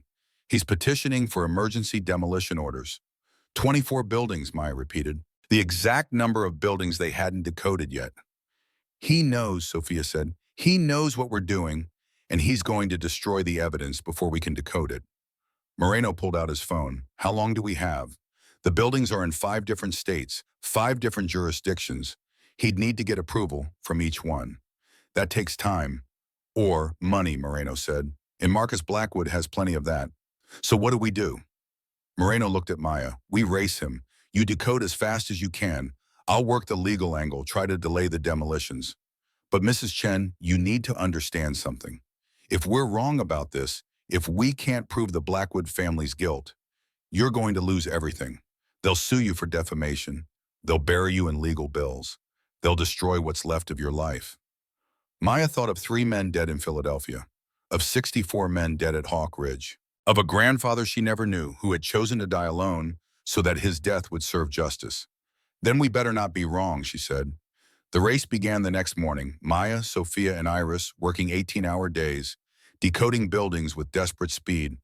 Moreno working the phones, calling in favors, finding friendly judges, filing counter petitions and motions to stay. Building 24, Building 25, Building 26. Each one yielding more evidence, more coordinates, more pieces of the puzzle. And with each building decoded, the risk increased. Black SUVs appeared more frequently on the road to Raven Hollow. Maya's laptop was hacked, her files corrupted, forcing them to work from paper copies only. Someone cut the phone line to the house. Someone left a dead crow on the porch with a note, "Leave while you still can." But they did not leave. They worked through threats and through exhaustion and through growing certainty that Marcus Blackwood was running out of patience. On day 28, Iris decoded Building 37, a church in North Carolina. The coordinates hidden in its architecture pointed to a specific location in the mountains near Hawk Ridge, a mine entrance that had been sealed after the disaster. "Mom," Iris said, her voice shaking, "I think Thomas hid the physical evidence in the mine itself." Maya looked at her daughter, then at the map, then at the sealed mine entrance marked with a red X. "Of course he did," she whispered. "Where better to hide evidence of mining crimes than in a mine itself? Sealed, forgotten, waiting for someone to decode his message and retrieve it." Moreno was already moving. "We need to get there before Blackwood realizes what we found. If that mine contains what I think it does, it's the smoking gun we need." How do we get in? The mine's been sealed for 43 years. Hank cleared his throat. I know a way, he said quietly. A ventilation shaft, half a mile from the main entrance. Most people don't know about it. It was part of the original design before the collapse. If it's still open, we can get in. And if it's not, then we're out of options. Maya looked around the table at her unlikely team. A history professor, a detective, an old miner carrying 40 years of guilt, a 9-year-old girl who saw patterns in everything, and herself a disgraced architect with nothing left to lose. When do we leave? Dawn, Moreno said, before Blackwood's lawyers get the demolition orders approved, before this window closes forever. That night, Maya could not sleep. She stood at the window of Thomas Way's study, looking out over the ghost town he had built as his monument and his message. 47 buildings across 5 states, a constellation of truth written in architecture. And in 48 hours, if they failed, Marcus Blackwood would tear it all down. Iris appeared at her side, small and warm in the darkness. Are you scared, Mom? Terrified, Maya admitted. Me too. But grandfather, Thomas, was scared too. I can tell from his journal. His handwriting gets shakier near the end. He knew they were coming for him, but he didn't run. No, he stayed. He finished his work. He left us the map. Maya put her arm around her daughter. Then I guess we better follow it. They stood together at the window while the last of the moon set behind the mountains. Tomorrow they would descend into a sealed mine, searching for evidence that a dead man had hidden 43 years ago, searching for proof that could topple an empire or get them killed. Thomas Way's final design was approaching its completion. The pattern was almost decoded. The truth was almost revealed. Almost. But in the darkness before dawn, Marcus Blackwood was making phone calls, activating resources, preparing to defend his family's legacy with every tool at his disposal. The race was on, and only one side could win. They left Raven Hollow before sunrise, a convoy of 3 vehicles winding down the mountain road in darkness. Moreno led in his unmarked police sedan, Maya and Iris followed in the Honda, and Hank brought up the rear in his battered pickup truck. The sky was still black when they reached the highway, stars fading as the first hint of dawn touched the eastern horizon. Hawk Ridge Mine was 40 miles north, deep in territory that belonged to the Blackwood family in every way that mattered. The land, the roads, the small towns scattered through the valleys. Marcus Blackwood's grandfather had owned it all once. Now Marcus owned what remained, a diminished empire still built on the bones of men who had died extracting wealth from stone. Maya drove in silence, her hands tight on the wheel, watching Moreno's taillights ahead. Beside her, Iris studied the map they had decoded, tracing routes with her finger, calculating distances and angles with the quiet intensity she brought to all problems. The ventilation shaft is here, Iris said, pointing to a spot on the map half a mile from the main mine entrance. According to the original blueprints Grandfather Thomas obtained, it was designed as an emergency exit. After the collapse in 1981, the main entrance was sealed, but the ventilation shaft was just filled with debris and marked as hazardous. If we can clear the debris, we should be able to access the tunnels. Should being the operative word, Maya said. The mine had been closed for 43 years. Anything could have happened in that time. Cave-ins, flooding, structural deterioration. They were planning to descend into a tomb that had claimed 64 lives, trusting that a dead man's architectural genius would lead them to evidence that might not even exist. Moreno's brake lights flashed. They were turning off the highway onto a narrow road that quickly became little more than a dirt track. Trees pressed close on either side, branches scraping against the cars. The sky was lighter now, gray dawn revealing a landscape of abandoned buildings and rusted equipment, the infrastructure of an industry that had moved on, leaving only scars. They parked in a clearing where weeds grew through cracked asphalt. In the distance, Maya could see the sealed entrance to Hawk Ridge Mine, a concrete wall built into the side of the mountain, memorial plaques barely visible in the growing light. 64 names. 64 men who would never come home. Hank emerged from his truck carrying equipment, rope, flashlights, a small pickaxe, and something that looked like an old mining helmet with a lamp attached. The shaft is this way, he said, pointing into the forest. About a quarter mile. The path is overgrown, but I remember it. I used to come here before they sealed everything, trying to make sense of it, trying to understand why my brother died. They followed him into the trees, stepping carefully over roots and rocks, slick with morning dew. The forest was quiet, just the sound of their breathing and the crunch of leaves underfoot. Maya kept Iris close, one hand on her daughter's shoulder. After 15 minutes, Hank stopped. Ahead, barely visible through the undergrowth, was a concrete structure half buried in the hillside. A metal grate covered the opening, rusted but intact. Beyond the grate, darkness descended into the earth. "This is it," Hank said. "The ventilation shaft for Tunnel 7. Goes down about 60 feet, then connects to the main network." Moreno examined the grate. It was secured with a chain and padlock, both corroded with age. "I can break this," he said, pulling a bolt cutter from his equipment bag. "But once we're inside, we need to move quickly. If the structure is unstable, we get out immediately. Understood?" Everyone nodded. Everyone. Moreno cut the chain. The grate swung open with a shriek of protesting metal, revealing a shaft descending into blackness. A ladder was bolted to one wall, iron rungs disappearing into shadow. "I'll go first," Moreno said, switching on his flashlight. Then Hank, then Mrs. Chen, then Iris. "Dr. Martinez, you stay up here. If we're not back in 2 hours, call for help."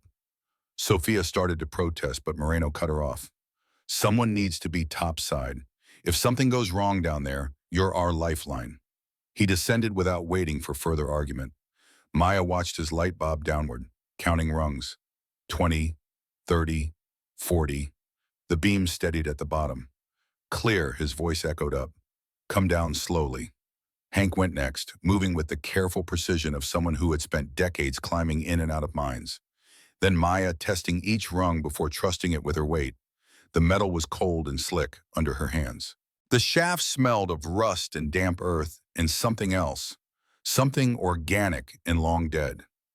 Iris came last, her small form silhouetted against the circle of gray sky above, growing smaller as Maya descended. The ladder seemed to go on forever, each rung a commitment to go deeper, to put more earth and stone between herself and escape. Her feet touched bottom. Moreno's flashlight revealed a tunnel stretching in 2 directions, ceiling low enough that they had to stoop, walls shored up with ancient timbers that looked ready to surrender to gravity. Water dripped somewhere in the darkness, a steady percussion marking time. "This way," Hank said, pointing left. "Tunnel 7 connects to the main gallery about 200 yards in. That's where the collapse happened, where my brother died." They moved in single file, flashlight beams cutting through darkness that felt alive, oppressive, hungry. The tunnel narrowed in places, forcing them to turn sideways, squeezing between stone and timber. Maya kept one hand on Iris, feeling her daughter's small frame trembling with effort or fear or both. The walls here were scarred with pick marks, evidence of men who had spent their days in this darkness, extracting coal that would burn in distant furnaces while they breathed dust and risked their lives for wages that barely covered rent. "Stop," Hank said suddenly. His light illuminated a section of tunnel where the ceiling had sagged. Timbers bowed under the weight of the mountain. Beyond it, the passage continued, but barely. They would have to crawl. "This is where it gets dangerous," Hank said. The collapse weakened everything. The whole structure could come down. "Can we go around?" Maya asked. "Not if we want to reach the main gallery. This is the only way." Moreno examined the damaged section carefully. "We go one at a time. If anyone feels or hears anything shifting, we retreat immediately. No heroes. Understood?" He went first, dropping to his hands and knees, disappearing into the narrow passage. Long seconds passed. Then his voice came back, distorted by stone. "Clear. Come through." Hank followed. Then Maya pushing her equipment bag ahead of her, feeling rocks scrape against her back as she crawled through space that seemed designed to trap and crush. The timbers above her head groaned. Dirt sifted down, pattering on her jacket like rain. She emerged into a slightly wider section of tunnel, gasping, and immediately reached back for Iris. "Come on, baby. You can do this." Iris's face appeared in the narrow opening, pale in the flashlight beam. She crawled forward, her movements quick and precise, and Maya pulled her through into safety. "The main gallery," Hank said, gesturing ahead. They entered a larger chamber, ceiling rising to perhaps 10 feet, supported by thick pillars of stone left in place when the coal was extracted. This was the heart of the mine, the central hub from which smaller tunnels radiated like spokes on a wheel. And here, the evidence of catastrophe. The far wall had collapsed, tons of rock and timber creating a barrier that sealed off the eastern tunnels. This was where 64 men had been working when the mountain came down. This was where they had died, crushed, or suffocated, or trapped in darkness until their air ran out. Hank stood before the collapse, his light playing over the rubble, and Maya heard him whisper a name. Leonard, his brother, buried somewhere behind all that stone. "I'm sorry," Moreno said quietly. "I can't imagine." Hank wiped his eyes with a dirty hand, leaving streaks of coal dust on his face. "Every day for 43 years I've thought about him, wondered if he suffered, if he knew what was happening, if he thought about his wife and kids in those final moments." He turned to face them. "That's why we're here. That's why this matters. Not just for justice, but for memory. So their deaths meant something. So they're not just forgotten statistics in a company ledger." Thomas Wade believed evidence was hidden here, Moreno said. "Somewhere in this mine. Do you have any idea where he might have put it?" Iris had been studying the walls of the gallery, moving her flashlight in systematic patterns, examining every surface. She stopped at a section of rock that looked no different from any other. "Here," she said, "look at these marks." Maya joined her daughter. At first she saw nothing unusual, just the natural texture of stone. Then Iris traced a pattern with her finger, and Maya understood. The marks were not natural. They were carved. Numbers and letters, shallow enough to miss unless you knew what to look for. "Coordinates," Iris said, "and something else. A code." She pulled out her notebook, copying the symbols carefully. Her lips moved as she worked, calculating, translating, decoding. When she finished, she looked up with wide eyes. "It says, behind the false wall, Tunnel 3, 20 paces from the gallery entrance." Tunnel 3 was to their left, one of the smaller passages that had survived the collapse. They entered it cautiously, counting paces, Hank's voice marking distance. 15, 16, 17. At 20 paces, the tunnel appeared to dead end at a wall of stone. But when Maya examined it closely, she saw that the stones were different from the surrounding rock. Smaller, more regular, placed rather than natural. "This is it," she said. "This is Thomas's false wall." They dismantled it carefully, removing stones one at a time, stacking them aside. Behind the wall was a hollow space, and in that space a metal box. Waterproof, sealed with wax, wrapped in canvas that had somehow survived 4 decades of dampness. Moreno lifted the box reverently, as if it contained something holy or explosive or both. They returned to the main gallery where they had more room to work. He set the box down, broke the wax seal, and opened the lid. Inside were documents, hundreds of pages preserved in plastic sleeves, photographs, blueprints, handwritten notes, and 7 tape reels in protective cases, each labeled with a date between 1907 and 1981. Moreno began examining the documents, his flashlight beam moving across pages, and his expression grew darker with each one. Internal memos from Blackwood Mining Corporation, orders to ignore safety recommendations, budgets showing money allocated for inspector bribes, lists of violations that were never reported, and photographs. He held up an image, and Maya felt sick. It showed a section of mine tunnel, ceiling supported by timbers that were visibly cracked, rotted, clearly inadequate. The date stamp read August 1980, 1 year before the collapse. Another photograph showed a memo with Vincent Blackwood's signature at the bottom, authorizing the use of substandard timber because approved materials were back-ordered and would delay production. The memo included a handwritten note. "Acceptable risk. Proceed." "Acceptable risk," Hank repeated, his voice hollow. 64 men, acceptable risk. "There's more," Iris said. She had been examining the tape reels. "These are recordings. Grandfather Thomas must have bugged Blackwood's offices or board meetings." "We need to hear what's on these," Moreno said, "but not here. We need to get this evidence somewhere safe before Blackwood realizes what we found." They packed everything carefully back into the metal box. Moreno secured it in his equipment bag, and they began the journey back through the tunnels. The return trip felt longer, the darkness more oppressive, every creak and groan of the old timbers a warning that the mountain was tired of keeping secrets. They were halfway through the collapsed section when they heard it. The sound of engines above ground, multiple vehicles, doors slamming, voices echoing down through the ventilation shaft. Sophia's voice, frightened. I told you they went inside 2 hours ago. I don't know where exactly. And another voice, one Maya recognized. Marcus Blackwood. Then we seal it. If they're stupid enough to be in an unstable mine, we're just following safety protocols when we close a known hazard. They're going to seal us in, Hank said, just like they sealed my brother.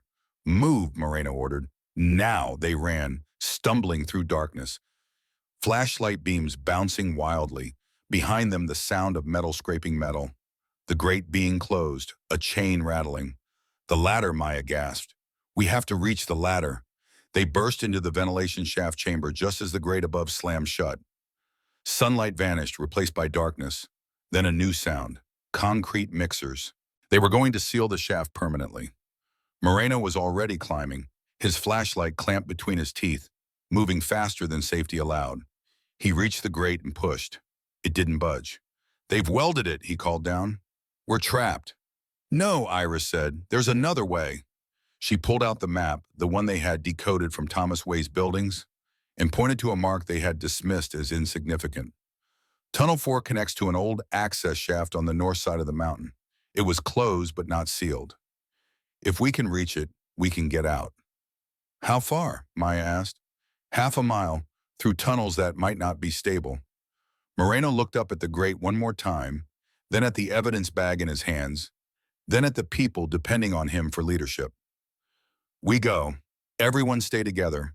If anyone falls behind, we all stop. We make it out as a team or not at all. They plunged back into the tunnels, following Iris's navigation, taking turns they had ignored before. The map in her hands was a lifeline, Thomas Way's architectural genius reaching across 4 decades to save them. Tunnel 4 was narrower than the others, the ceiling barely 5 feet high. They moved in a crouch, muscles burning, lungs gasping in air that grew thinner with each step. Behind them, they could hear it, the ventilation shaft being filled, concrete pouring down, sealing the way they had come. The tunnel branched. Iris checked the map. Left, she said, then right at the next junction. The access shaft should be 200 yards ahead. Should be, Maya thought. But the map was 4 decades old. The tunnels could have collapsed. The access shaft could be blocked. They could be racing toward a dead end. Water, Hank said. I hear water.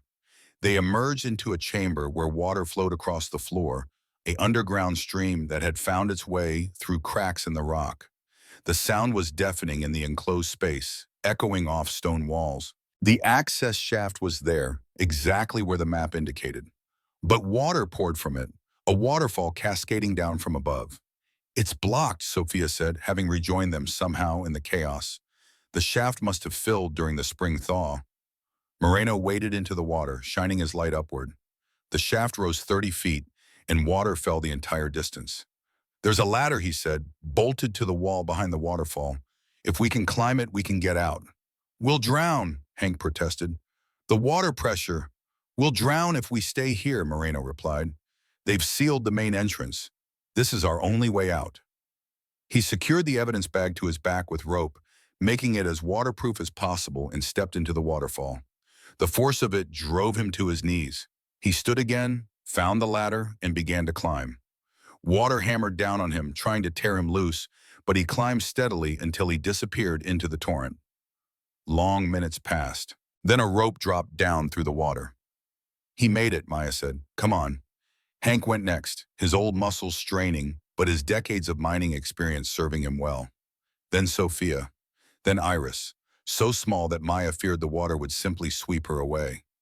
Maya tied the rope around her daughter's waist and held on, feeding out line as Iris climbed, praying to any god who might listen that the child would survive this.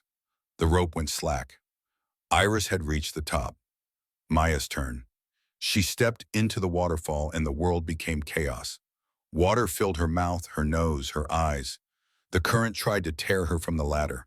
Her hands slipped on wet metal rungs. She climbed blind, counting rungs because she could see nothing, trusting that up was the right direction. Hands grabbed her, pulled her through the opening at the top of the shaft. She collapsed on wet stone, gasping. and found herself looking up at a sky that had never seemed more beautiful.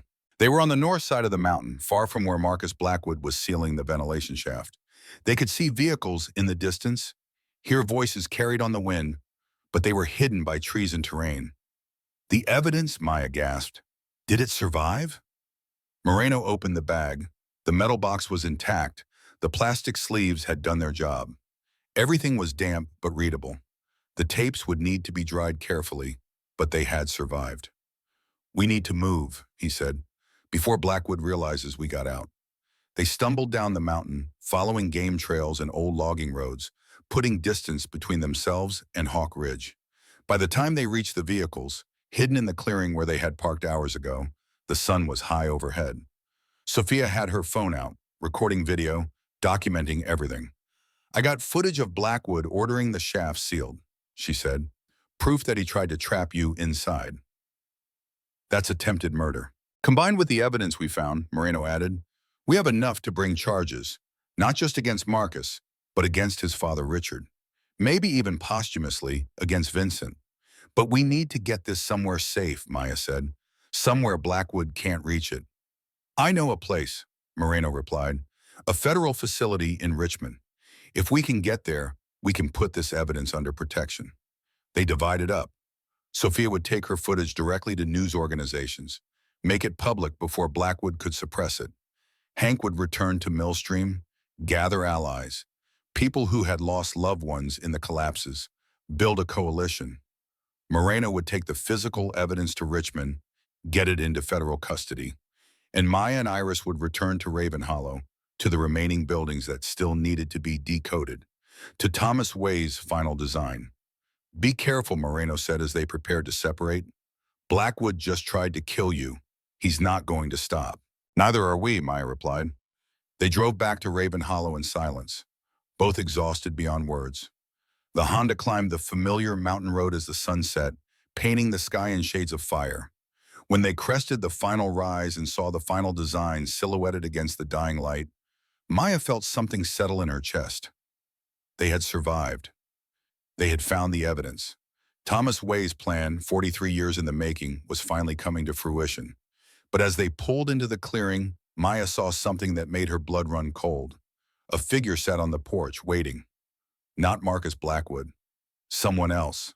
A woman in her early 50s, elegant despite the rustic setting, with dark hair shot through with gray, and eyes that reminded Maya uncomfortably of Marcus Blackwood's eyes. The woman stood as they approached, her posture non-threatening but alert. Mrs. Chen, she said, my name is Dr. Evelyn Cross. I believe we need to talk. Maya positioned herself between the stranger and Iris. About what? About Thomas Way, about the inheritance you think you've claimed, and about the fact that you're not the only heir. She opened a folder and extracted documents. A second will, dated 6 months before Thomas Way's death, DNA test results, legal certificates. I'm Thomas Way's daughter, Dr. Evelyn Cross said, and according to this will, everything you think you own actually belongs to me. The world tilted beneath Maya's feet. She took the documents with numb hands, reading words that made no sense, that contradicted everything she thought she knew. The will was notarized, legally binding. The DNA test showed a match between Evelyn Cross and samples taken from Thomas Way's remains. Everything appeared legitimate. This is impossible, Maya whispered. Thomas's daughter was my mother. She died 5 years ago.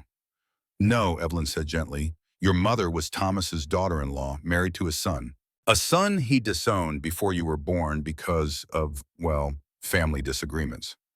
I'm the daughter from his first marriage, before he married your grandmother. A marriage that ended in divorce, a daughter he rarely spoke of, but a daughter nonetheless. She pulled out photographs. A young Thomas Way with a woman and a baby. The dates on the back confirmed the story. Evelyn Cross, born 1972, 12 years before Thomas's death. I didn't come here to steal what you've found, Evelyn continued. I came because I've spent my life studying Appalachian history, writing about mining disasters, trying to understand why my father disappeared into these mountains. When I learned you were here, that you had found his journal, I knew I had to see for myself. She gestured to the final design. May I? I've never been inside. He and I were estranged. I was raised by my mother in Virginia. Saw him maybe 3 times in my life, but he was still my father. Maya wanted to refuse, wanted to call Moreno, wanted verification of everything this woman claimed. But she also saw genuine grief in Evelyn's eyes, genuine curiosity about the man who had abandoned her. Come inside, Maya said. But know this, whatever that will says, I'm not leaving. Thomas left me this inheritance for a reason. I'm going to finish what he started. Evelyn smiled sadly. I wouldn't expect anything less. After all, you're his granddaughter. Stubbornness runs in the family. They entered the final design together, 3 generations of Thomas Way's legacy, and Maya couldn't shake the feeling that something was wrong. That this woman, appearing exactly when they had found the evidence, claiming ownership exactly when Marcus Blackwood needed a way to stop them, was too convenient. But the documents appeared real. The DNA test appeared real. And Maya was too tired to fight another battle today. Tomorrow, she told herself. Tomorrow she would verify Evelyn's claims. Tomorrow she would figure out if this was another obstacle or an unexpected ally. Tonight she would just be grateful they had survived the mine, that the evidence was safe, that Thomas Way's truth was one step closer to being revealed. She led Evelyn through the house, showing her the entrance hall, the study, the library, and Evelyn moved through the spaces with genuine wonder, touching surfaces her father had touched, reading blueprints he had drawn, slowly piecing together the man she had never known. When they reached the hidden room, Evelyn stopped at the threshold, staring at her father's skeleton, still seated in the chair where he had chosen to die. He was brilliant, Evelyn whispered, and broken, and so absolutely alone. She turned to Maya and tears streaked her face. Whatever happens with the inheritance, whatever the law says about ownership, I want you to know something. I'm glad he had you. Glad that someone cared enough to finish what he started. He deserved that. Maya felt her own tears building. Tomorrow we verify everything. Tomorrow we figure out what comes next. But tonight you're welcome to stay, to get to know the grandfather you never had through the house he built. Evelyn nodded gratefully. They set up a room for her on the second floor. Iris fell asleep within minutes of lying down, exhausted from the day's ordeal. And Maya sat in Thomas Way's study, looking at Evelyn's documents, trying to find the flaw, the deception, the proof that this was another Blackwood trick. But the papers appeared genuine. The DNA results appeared genuine. And if they were genuine, then everything Maya had worked for, everything she had risked, might belong to someone else. The buildings hold what words cannot say, she thought, remembering Thomas's note. She walked to the window and looked out at the ghost town, at the 23 structures that contained pieces of the larger puzzle, 47 buildings across 5 states, a constellation of truth, a pattern that was almost decoded. And she realized something. Ownership didn't matter. The inheritance was never about property. It was about purpose, about finishing what Thomas Way had started, about making sure that 64 men who died in darkness would finally have their truth told in the light. Whether she owned Raven Hollow or Evelyn did, that mission remained the same. The buildings were speaking, and Maya would make sure the world listened. Tomorrow would bring new challenges. Tomorrow would bring verification and legal battles and whatever game Marcus Blackwood was playing by sending his sister, if that's what Evelyn was. But tonight, 3 generations of Thomas Way's blood slept under the roof of the final design. And somewhere in the darkness, Maya felt certain the old architect was watching, hoping, trusting that the pattern he had built would hold, that truth would outlast lies, that justice would outlast corruption, that buildings properly designed and properly defended could change the world. The constellation was almost complete, and morning would bring the light to see it clearly. The call came at 3 a.m, ripping Maya from a sleep haunted by collapsing tunnels and rising water. Detective Moreno's voice crackled through the phone, tight with urgency. They're moving. Demolition crews in 3 states. Blackwood got his orders approved. We have 72 hours, maybe less. Maya was already pulling on clothes, her heart hammering against her ribs. Which buildings? All of them. Every structure Thomas designed that we haven't gotten to yet. 24 buildings across Vermont, Virginia, and North Carolina. Crews mobilized at dawn. Iris appeared in the doorway, fully dressed, her laptop already tucked under one arm. She had been sleeping in her clothes for a week, prepared for exactly this moment. Can you stop them? Maya asked Moreno. I filed emergency stays in all 3 states. Bought us maybe 48 hours before Blackwood's lawyers punched through. After that, it's done. The buildings come down and whatever evidence Thomas hid goes with them. Then we use those 48 hours. Maya, you've decoded 40 buildings. You have 7 left.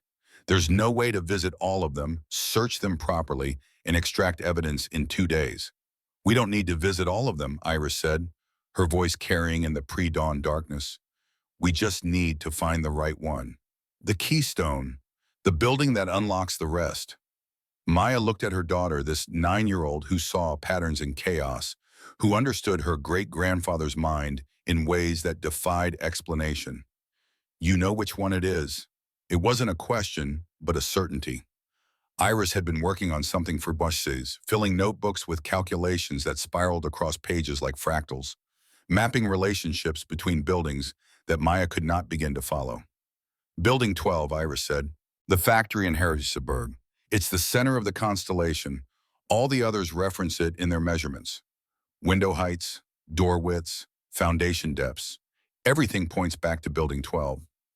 Evelyn had joined them now, her hair wild from sleep, eyes sharp despite the hour. She had spent the previous day examining Thomas Way's documents, cross-referencing his notes, and slowly coming to understand the magnitude of what her father had built. If Iris is right, if Building 12 is the keystone, then that's where Thomas would have hidden the mechanism, the key to accessing whatever he stored in the other buildings. What kind of mechanism? Moreno asked through the phone. I don't know, Maya admitted, but Thomas was an architect. He thought in structures, in systems. If he created a way to preserve evidence across 47 buildings, he would have built redundancy into the design, a way to activate it all at once if needed. A dead man's switch, Moreno said quietly. Exactly. Then we go to Harrisonburg. Now, I'll meet you there.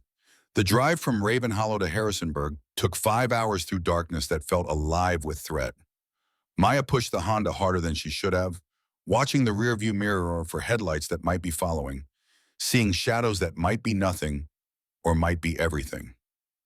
Evelyn rode shotgun, studying Building 12's blueprints by flashlight. Iris sat in back, her fingers moving in patterns on her thighs, counting primes or calculating trajectories, or doing whatever mathematical magic helped her make sense of the world.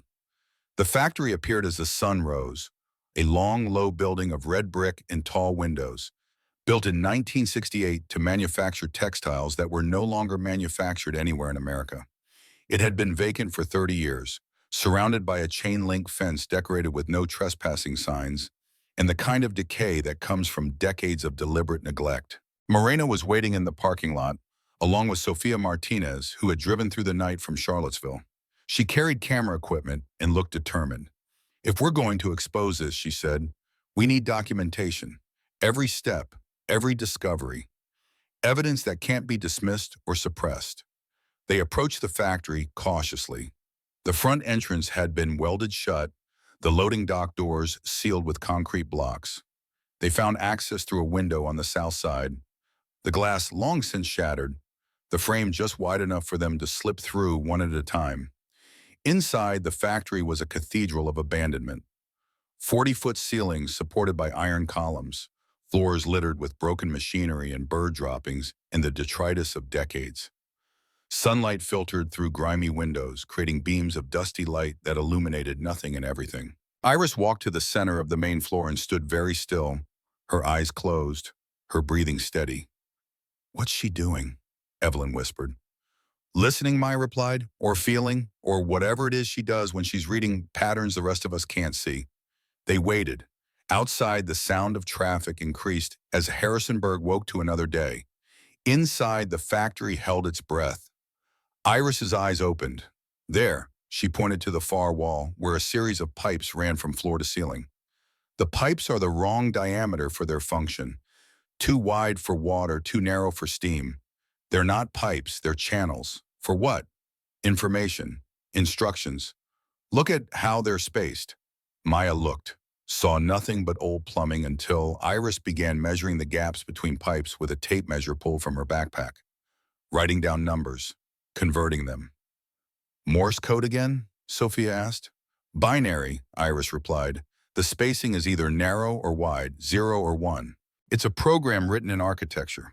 She worked for 20 minutes measuring and calculating, filling pages with ones and zeros that gradually resolved into instructions. It's a combination, she said finally, numbers that need to be entered in sequence.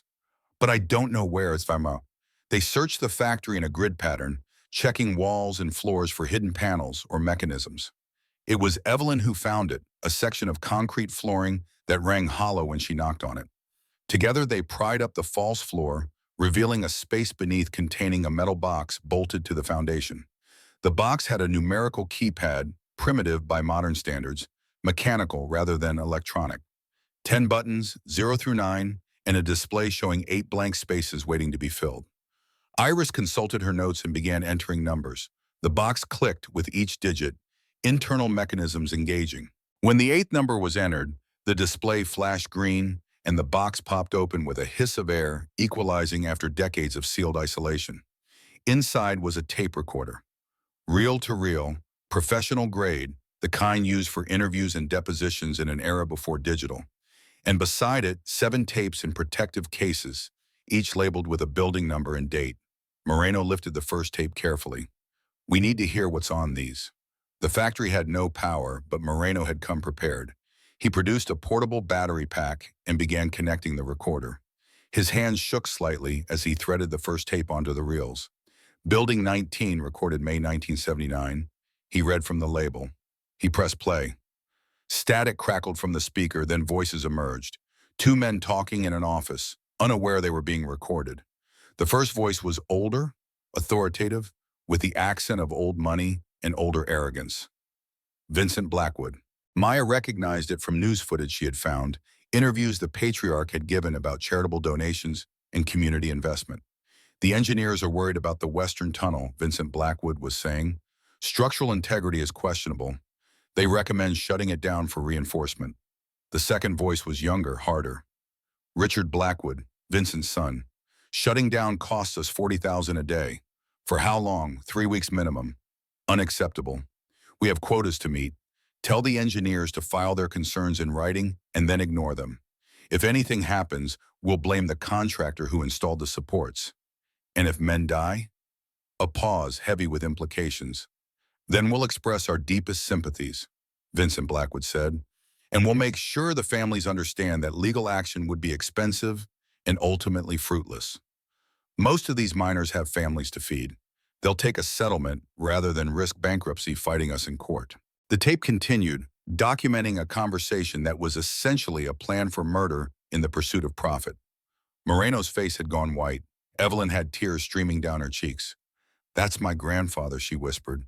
"That's what I come from. That casual cruelty, that willingness to let people die for money." They listened to all 7 tapes, each one documented conversations between Blackwood family members and corporate executives, discussing safety violations, bribes, cover-ups.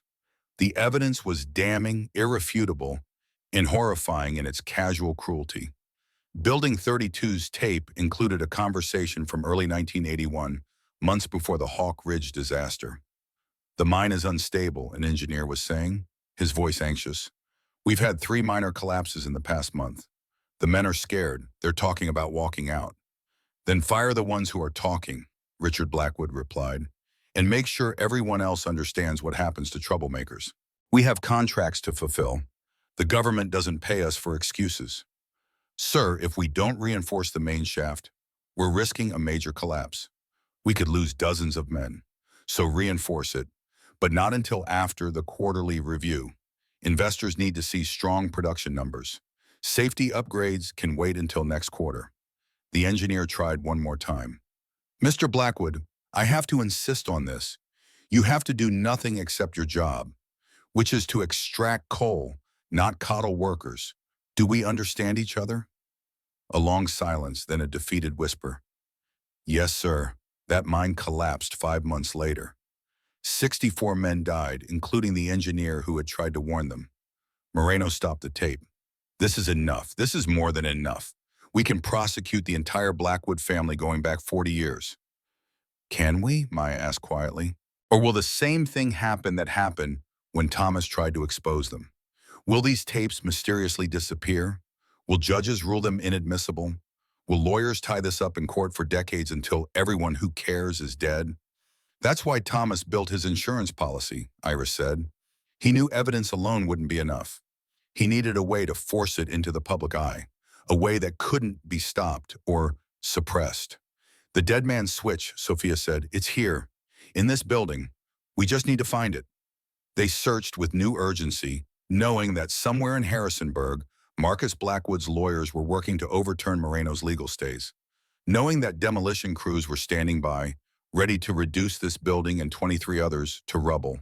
It was Maya who found the control room, hidden behind what appeared to be a support wall. The wall was false, ingeniously constructed to look load-bearing, but actually concealing a space just large enough for a person to stand. Inside the space was a panel of switches and dials, all labeled in Thomas Way's precise handwriting. And above the panel, a handwritten note. To whoever finds this, you now hold the power to expose 40 years of corruption. The system I have built is simple but irreversible. When activated, it will broadcast the evidence contained in all 47 buildings simultaneously to 500 locations.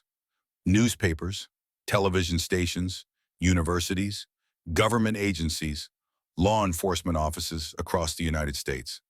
The broadcast is mechanical, not electronic. It operates through a network of relay stations I constructed over 16 years, hidden in utility tunnels, subway systems, and abandoned infrastructure. Once started, it cannot be stopped or jammed. It will continue for 72 hours, ensuring that even if some recipients destroy their copies, others will preserve and distribute the evidence. But understand this, activation is permanent. Once begun, there is no going back. The truth will be revealed, and you will have no control over the consequences. There is a second switch. If the buildings are threatened with destruction, activate it. This will convert the transmission system into something else entirely. Something that will preserve the buildings themselves, making them impossible to demolish without extraordinary effort and expense. The choice is yours. Is truth worth the cost? Thomas Way, March 1984. Below the note was a single switch, covered by a protective cage labeled Primary Broadcast, and beside it, a smaller switch labeled Architectural Preservation Protocol. Maya stared at the switches, her hand hovering over the protective cage. Around her, the others waited in silence. If we activate the broadcast, she said slowly, we destroy the Blackwood family. Not just Marcus and Richard, but their entire legacy. The family name becomes synonymous with murder and corruption.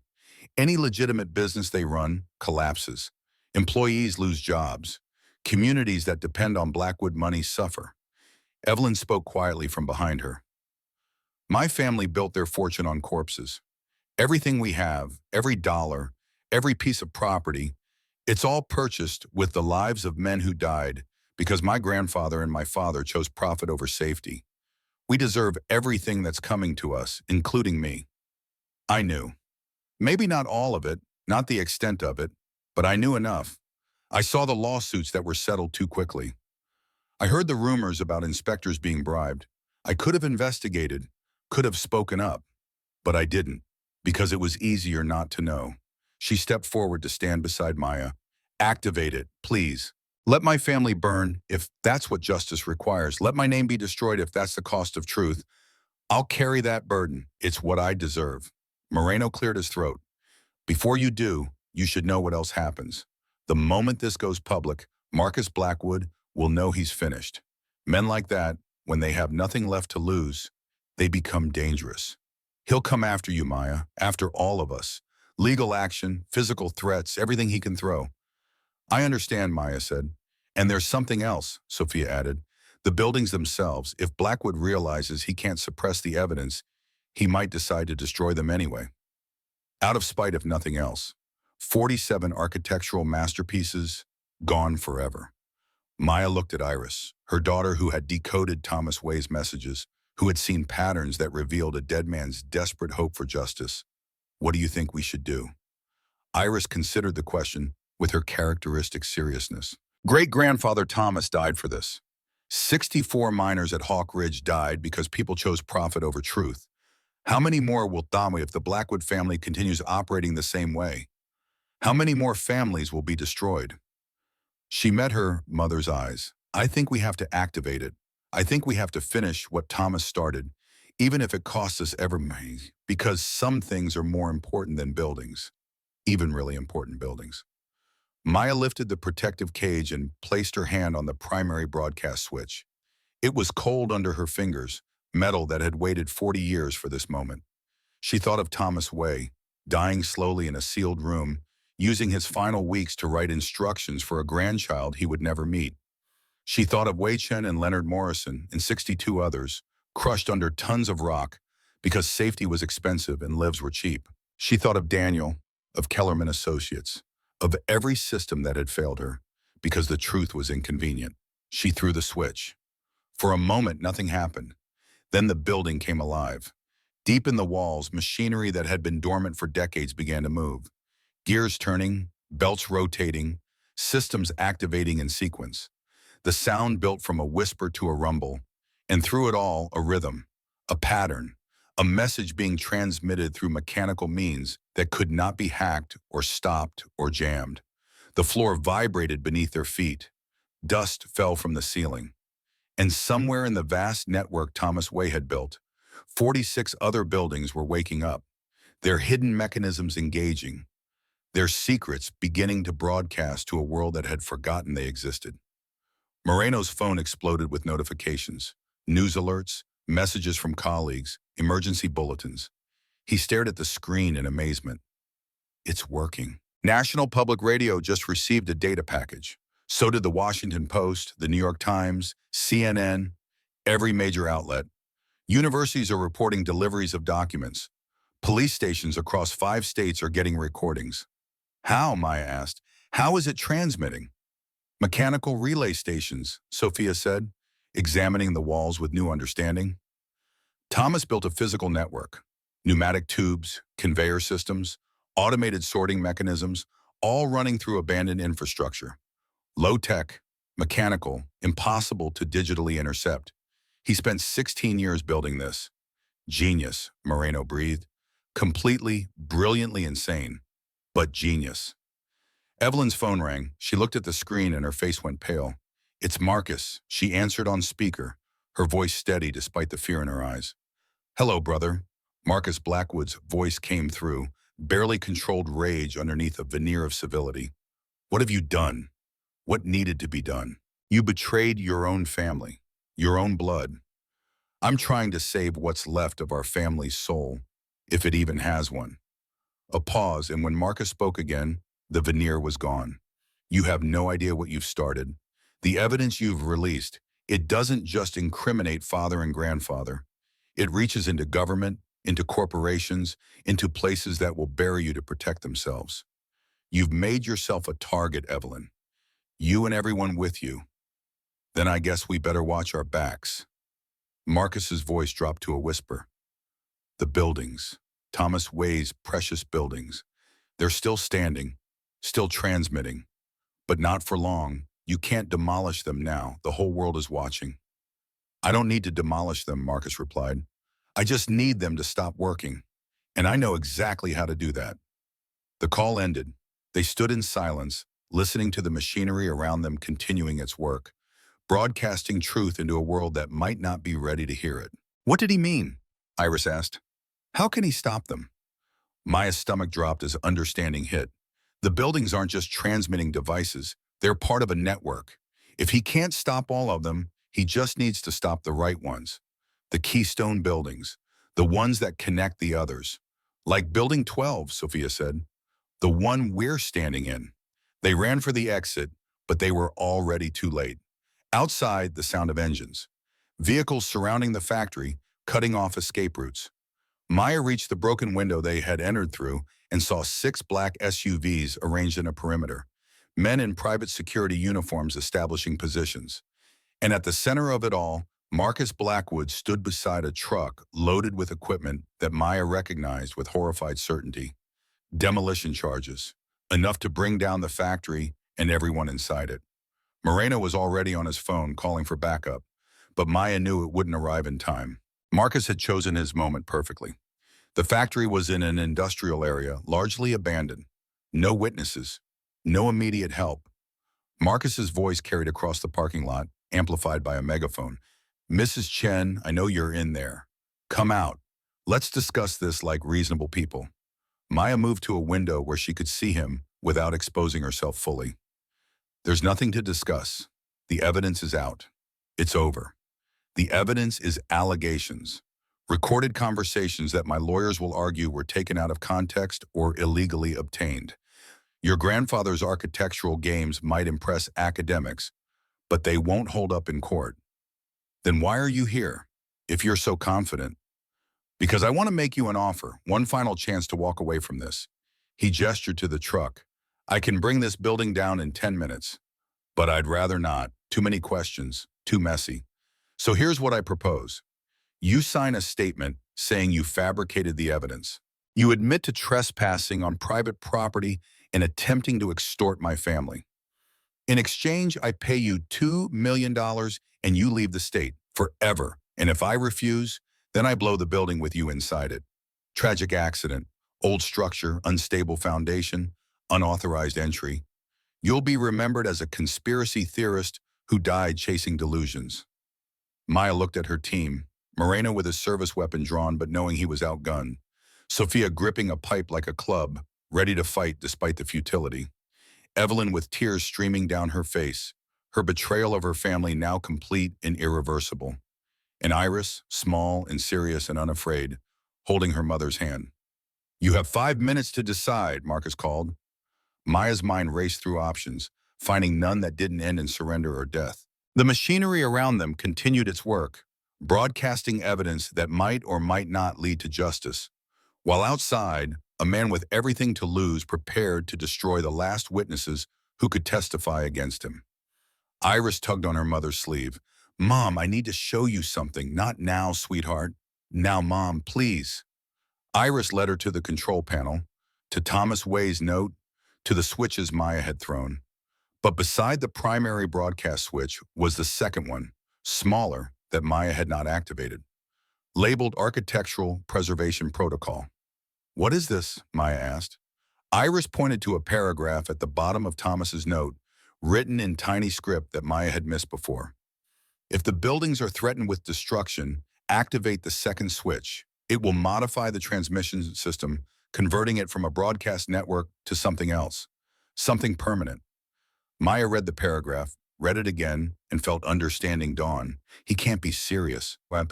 He was always serious, Iris said. That's what I learned about him. Great-grandfather Thomas never did anything halfway. Outside, Marcus's voice called out. 4 minutes, Mrs. Chen. Moreno had joined them. What are we looking at? A choice, Maya said. Thomas built redundancy into his system. If someone tries to destroy the buildings, we can activate a protocol that turns them into something that can never be demolished. How? Maya showed him the paragraph, watched his eyes widen as he understood. Each building contains structural reinforcement systems, she explained, expanding compounds that can be triggered remotely through the mechanical network. When activated, they inject high-density foam into every cavity, apply chemical treatments that harden materials beyond normal strength, and deploy hidden supports that brace every vulnerable point. In essence, Iris added, the buildings become their own preservation systems. Self-reinforcing, self-protecting. Within 20 minutes of activation, they'll be virtually indestructible without specialized equipment and months of careful dismantling. Which means, Sophia said slowly, that Marcus can't blow them up, can't bulldoze them, can't make them disappear.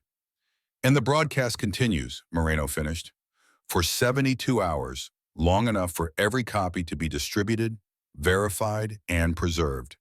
But there's a cost, Evelyn said. She had been reading over Maya's shoulder. Once you activate this, those buildings will stand forever.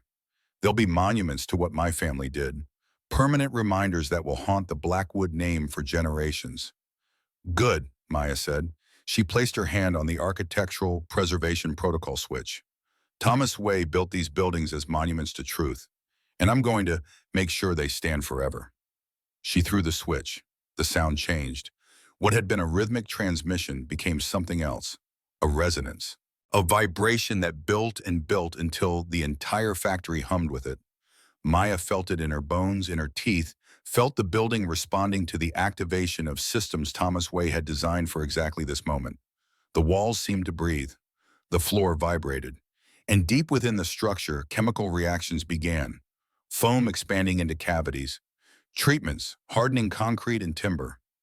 Metal supports deploying like architectural antibodies. Outside, Marcus must have felt the vibration. Must have known something was happening. His voice came through the megaphone, no longer calm.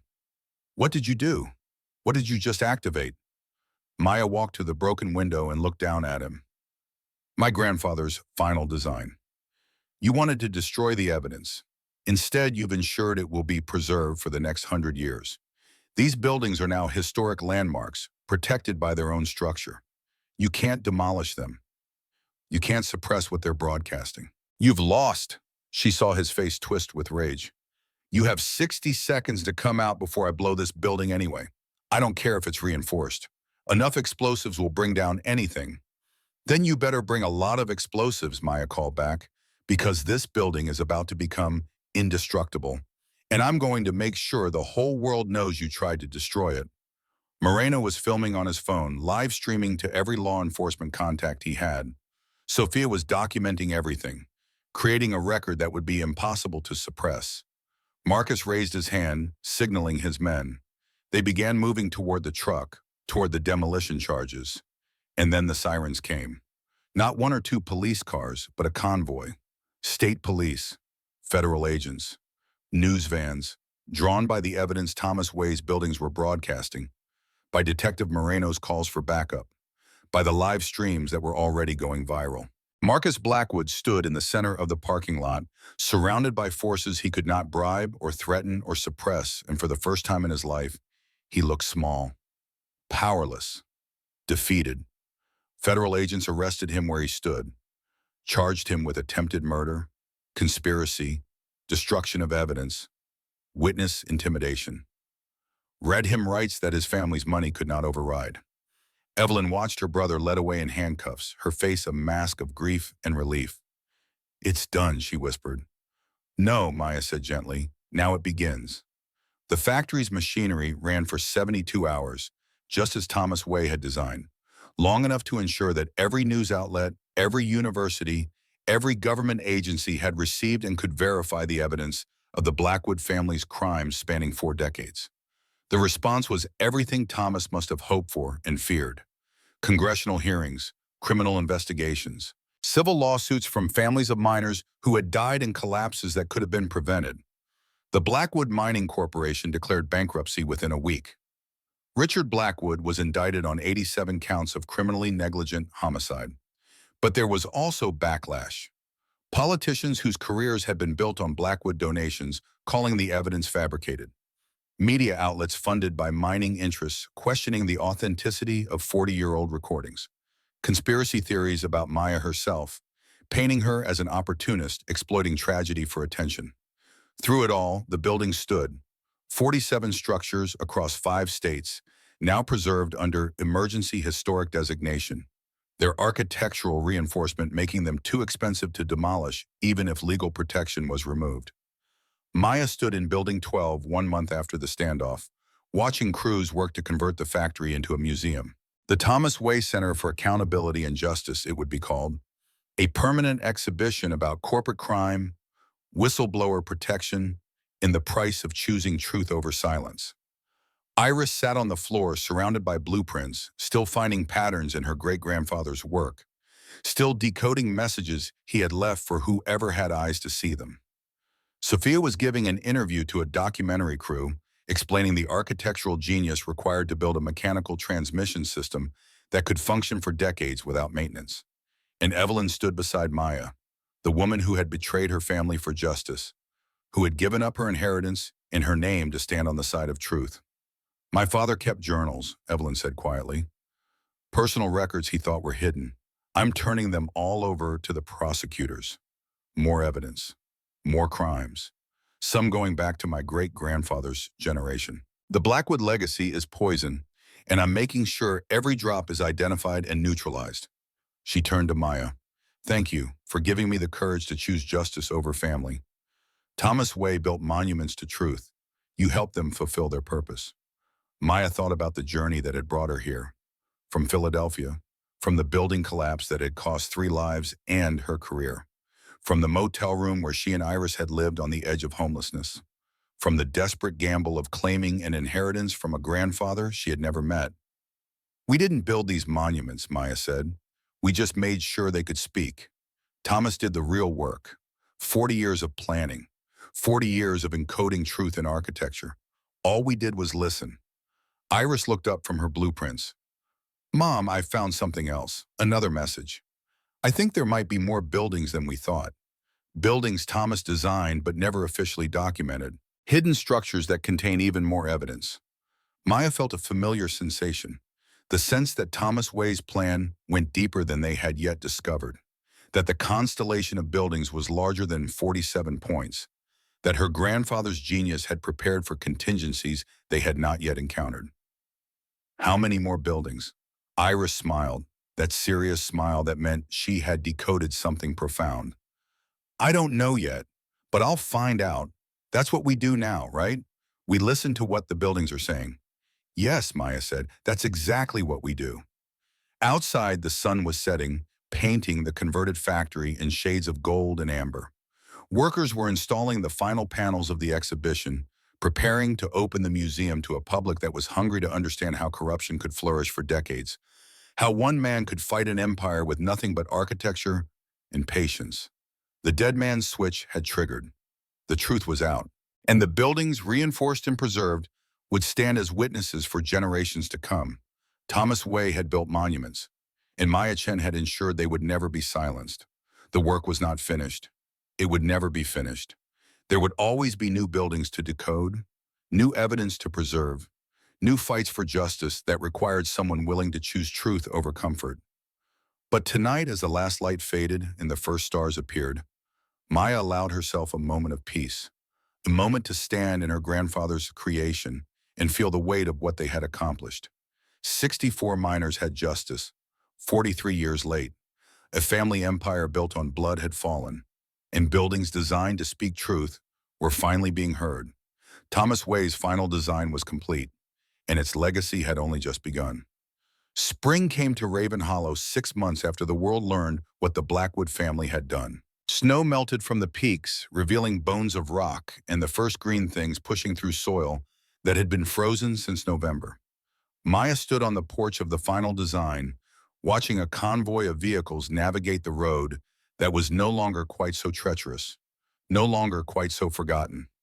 The state had repaved it in March, citing increased traffic to what was now being called the Thomas Way Historic District. Tour buses came twice a week.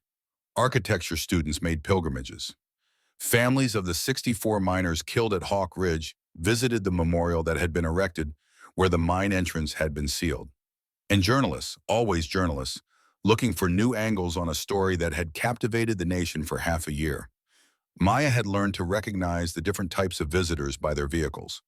The tour buses were obvious, large and loud, and full of people who would spend 2 hours looking at buildings they did not fully understand. The academics came in sensible sedans, arrived early, and stayed late, measuring and photographing and filling notebooks with observations. The journalists drove rental cars and asked questions designed to generate headlines rather than understanding. But this convoy was different. 3 black SUVs, expensive and official, followed by a van marked with the seal of the Smithsonian Institution. Maya felt her stomach tighten. She had been expecting this visit, but dreading it nonetheless. Iris appeared at her elbow, 14 now, taller than she had been 6 months ago, but still carrying that same serious intensity. The years had brought changes. Her voice had deepened slightly. She moved with more confidence. But the autism that shaped how she saw the world remained, and Maya had learned to be grateful for it. That unique perspective had saved their lives more than once. They're here for the decision, Iris said. About the exhibition. I know. Are you going to say yes? I don't know yet. The vehicles parked in the wide space that had once been Raven Hollow's main street, now partially restored with funding from the National Trust for Historic Preservation. The buildings that Thomas Way had designed in his final years were being carefully renovated, converted into a research center, a museum, housing for visiting scholars. From the lead SUV emerged a woman in her 60s, distinguished and precise, moving with the authority of someone accustomed to museums bending to accommodate her vision. Dr. Catherine Winters, director of the Smithsonian's American History Division. Maya had spoken to her 3 times by phone, each conversation more intense than the last. "Mrs. Chen," Dr. Winters said, extending her hand, "thank you for agreeing to meet with us in person." Maya shook the offered hand, feeling calluses from 6 months of hard physical labor, mixing with the soft skin of academic privilege. "You came a long way. The least I could do was be here, Doctor." Winters gestured to the people emerging from the other vehicles. Her team, a dozen specialists in curation, conservation, architectural history, and public relations, all focused on a single goal: convincing Maya to allow the Smithsonian to create a major exhibition about Thomas Way, the buildings he created, and the conspiracy he exposed. The proposal was ambitious: a year-long exhibition in Washington, D.C., featuring original blueprints, recordings of the Blackwood conversations, artifacts from the mines where men had died, and a full-scale recreation of the control room from Building 12. The story of one architect's 40-year fight for justice, presented to millions of visitors. But it would also require Maya to participate: interviews, public appearances, sharing details about the investigation and Thomas's death, and the desperate weeks when they had raced to decode his message before Marcus Blackwood could destroy it.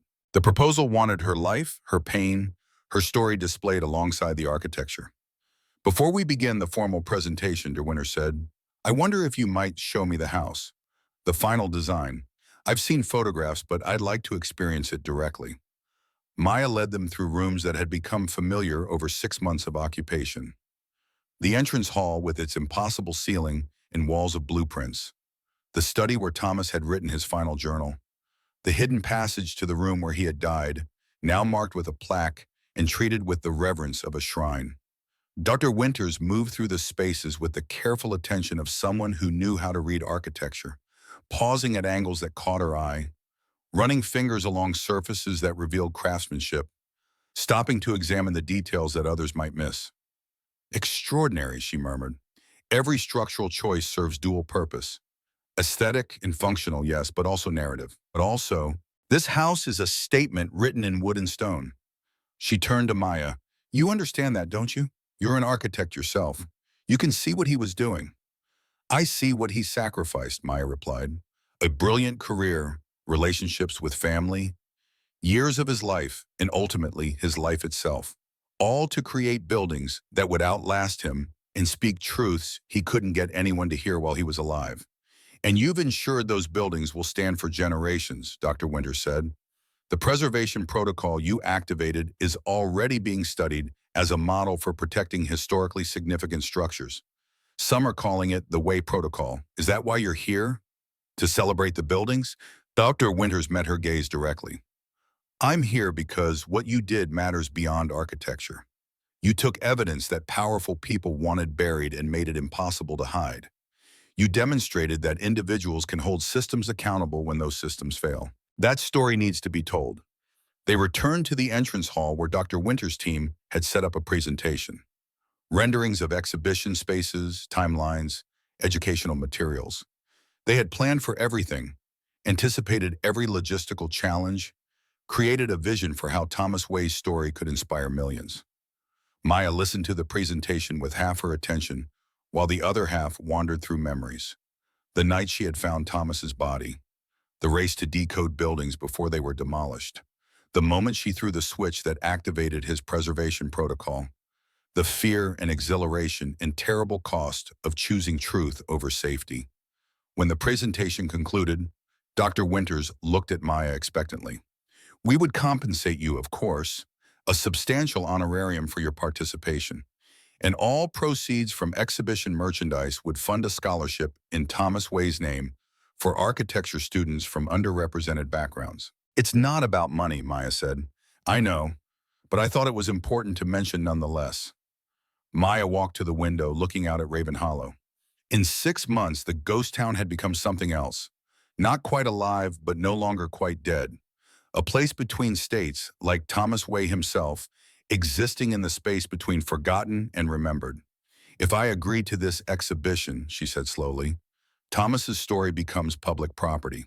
It gets simplified, packaged, made consumable for people who will never understand the complexity of what he built or what it cost him.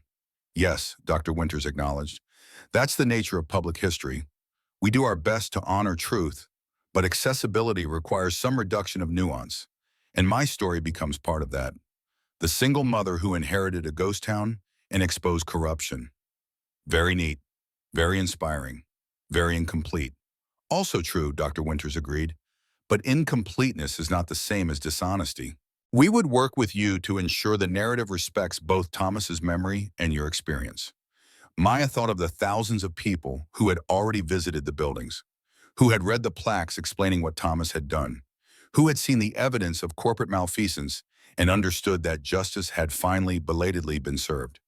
She thought of the letters she received weekly from families of miners who had died in other collapses, other disasters, asking if there might be evidence hidden somewhere, if their loved ones might also be vindicated. She thought of Iris, who had helped decode the buildings and who was now being courted by universities despite being only 14, whose understanding of patterns had proven essential to unlocking Thomas's final design. I need to think about it, Maya said.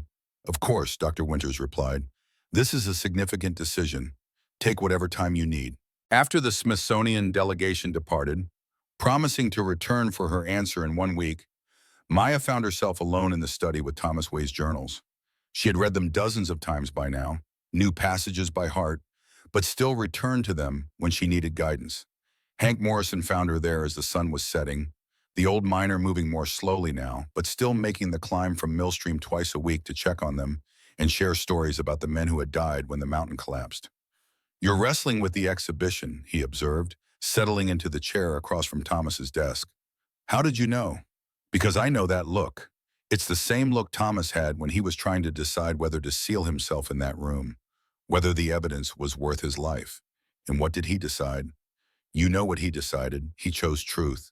He always chose truth, even when it cost him everything. Maya set down the journal she had been holding. Did he, though? Or did circumstances choose for him? Maybe he sealed himself in that room because he was dying anyway and wanted his death to mean something. Maybe what we call choice was really just necessity. Does it matter? Hank asked. The buildings stand. The evidence was preserved. 64 families got justice, even if it came 43 years late. Whether Thomas went into that room willingly or because he had no other option, the result is the same. It matters to me. Because if I agree to this exhibition, I'm choosing to make our story public, to let strangers judge whether what we did was heroic or foolish or some complicated mixture of both. Hank was quiet for a long moment, his weathered hands folded in his lap. You know what Leonard told me the last time I saw him, the day before the mine collapsed? Maya shook her head. He said that the worst thing about working for the Blackwoods was knowing things were unsafe and being unable to stop it. He said it felt like being slowly murdered, one shift at a time, and being forced to smile and say thank you for the privilege. Hank's voice cracked slightly. If this exhibition keeps even one person from feeling that way, if it makes even one company think twice before cutting safety corners, then whatever discomfort you feel about being public is worth it. Not because you're a hero, but because you're a witness, and witnesses have a responsibility to testify. That night, Maya dreamed of Thomas Way, not the skeleton in the chair, but the man he had been, younger, vital, standing in an empty field with a blueprint in his hands. What are you building? She asked in the dream. Monuments to the dead, he replied, and weapons for the living. Sometimes they're the same thing. The field around them transformed, buildings rising from the earth fully formed, 47 structures arranged in a pattern that spelled out words when viewed from above.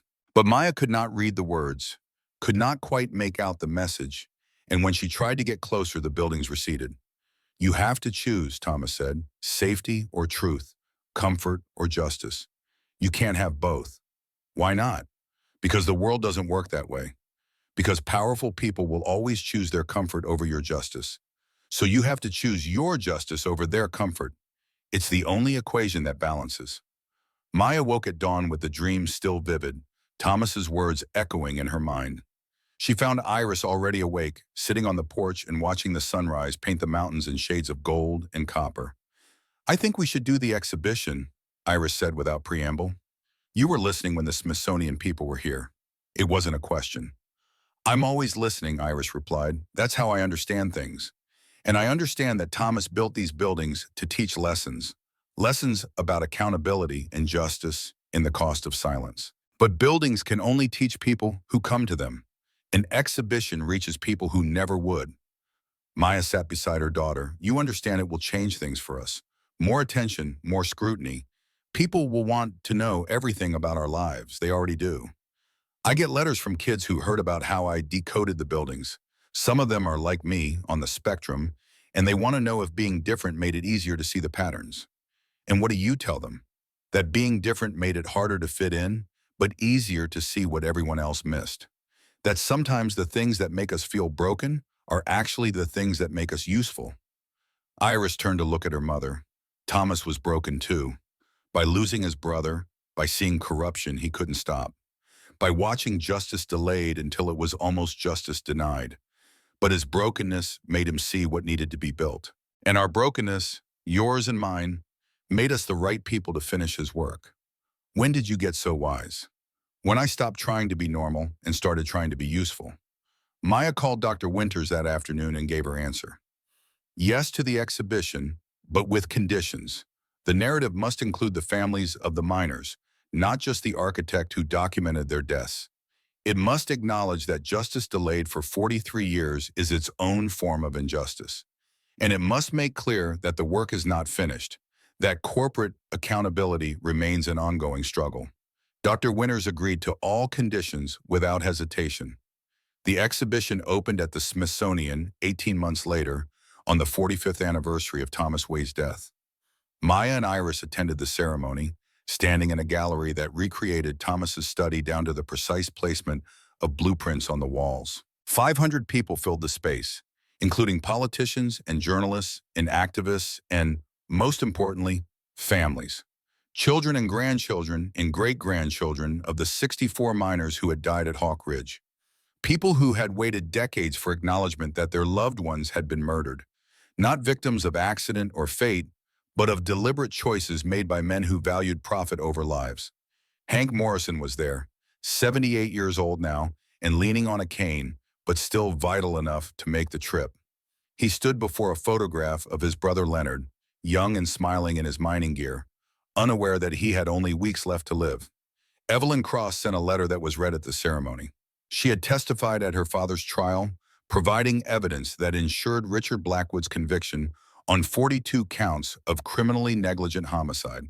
He had been sentenced to life in prison without possibility of parole, dying there 8 months later. Evelyn had donated her inheritance to victims' families and moved to New Zealand, as far from the Blackwood name as geography allowed. The letter was brief but powerful. "My family built an empire on corpses. Thomas Way built monuments to truth. History will remember both, but only one deserves to be honored. I am grateful that someone had the courage to finish what he started, and the integrity to ensure that the truth finally came to light." The exhibition ran for 2 years and was seen by more than 3 million visitors. It generated news coverage, academic papers, and 4 separate congressional hearings on mining safety and corporate accountability. Legislation was passed, the Way Accountability Act, requiring independent safety audits for all mining operations and criminal liability for executives who knowingly endangered workers. But for Maya, the most meaningful impact came from a letter she received 8 months after the exhibition opened. It was from a woman in Kentucky whose husband had died in a mine collapse in 2019. "The company said it was an accident," the woman wrote. "Said the mine was safe and my husband made a mistake. But I knew. I knew the same way Thomas Way knew. The same way you knew. That safety costs money and lives are cheap to people who measure everything in profit. Your exhibition taught me that I don't have to accept their lies. That evidence can be preserved and justice can be demanded. Even when it takes decades. I've hired a lawyer, I'm fighting back, and I'm teaching my daughters to fight back too. Thank you for finishing what Thomas Way started, Thank you for showing me that one person, even one person with nothing left to lose, can change everything. Maya kept that letter in Thomas's desk, in the study that had become her office. Raven Hollow had been transformed over 2 years from ghost town to living museum, employing 40 people and hosting thousands of visitors annually. The buildings Thomas had designed as his home in exile were now classrooms and archives and galleries. Iris, now 16, split her time between advanced studies at MIT and working as a consultant on architectural pattern recognition. Her autism, once treated as a limitation, was now recognized as the gift that had allowed her to decode Thomas's designs when no one else could. She had published 3 papers on mathematical patterns in architecture and was already being recruited by firms that wanted her unique perspective. Maya herself had been offered positions at a dozen universities, all wanting the architect who had exposed the Blackwood conspiracy to teach the next generation. She had declined them all, choosing instead to direct the Thomas Way Foundation for Accountability in Architecture, a nonprofit that investigated whether other buildings might contain hidden evidence of corporate crimes. They had found 6 so far. An office building in Chicago contained documentation of environmental violations. A warehouse in Seattle held evidence of labor law violations. A school in Atlanta preserved records of embezzlement by the school board. A factory in Detroit hid proof of discriminatory hiring practices. A library in Boston contained suppressed medical research about toxic exposures.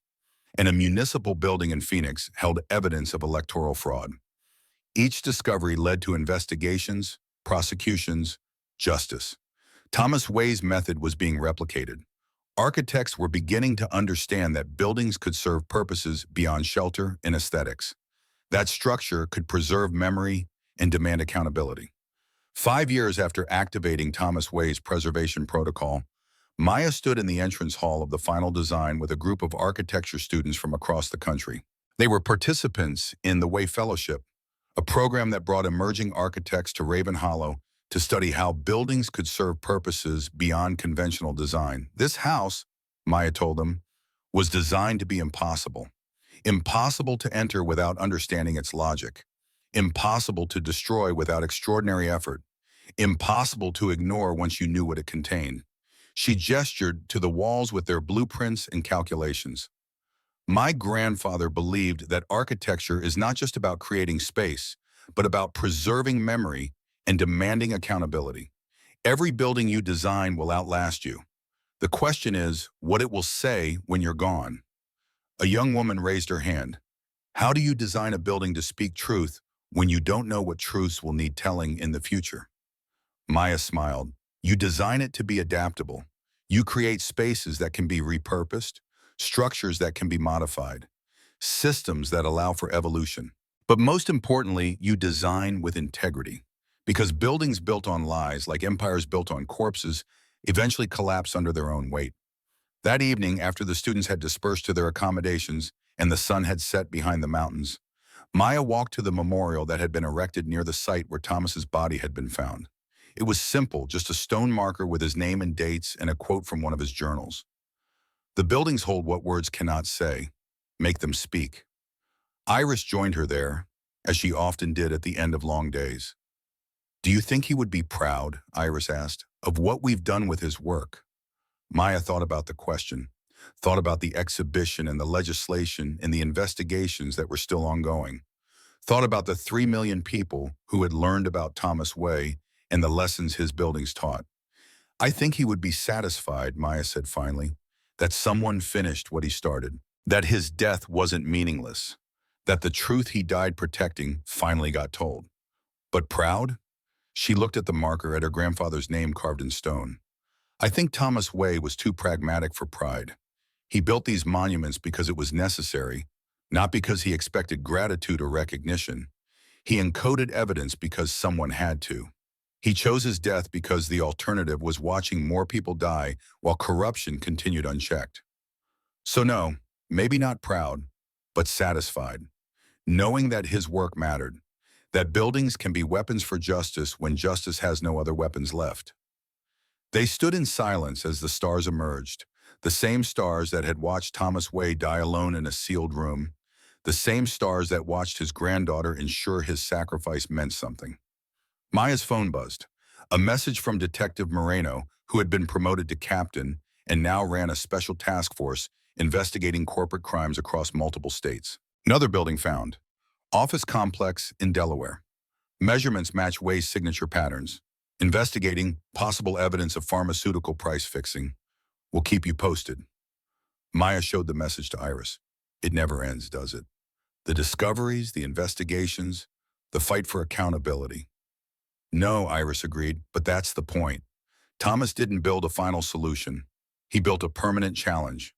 A reminder that justice requires constant vigilance, that truth needs constant defenders. And we're those defenders now. We are. Along with everyone else who learned from his example. The lawyers filing lawsuits, the journalists investigating corruption, the families demanding answers when they're told to accept tragedy. Maya thought about the woman from Kentucky fighting for justice for her husband. Thought about the students who came to study Thomas's buildings and left committed to ethical practice. Thought about the ripples spreading outward from one architect's desperate choice to preserve truth at any cost. Thomas Way had died 45 years ago, but his work lived on. In buildings that refused to fall, in evidence that refused to stay buried, in people who refused to accept that power should be allowed to escape accountability. The final design was not just a house, it was a promise, a commitment, a declaration that some things matter more than safety or comfort or the quiet life. Truth mattered, justice mattered, and buildings properly designed and properly defended could ensure that both survived long after the people who built them turned to dust. 10 years after Maya Chen inherited a ghost town with $500 to her name, Raven Hollow hosted its annual Thomas Way Memorial Lecture.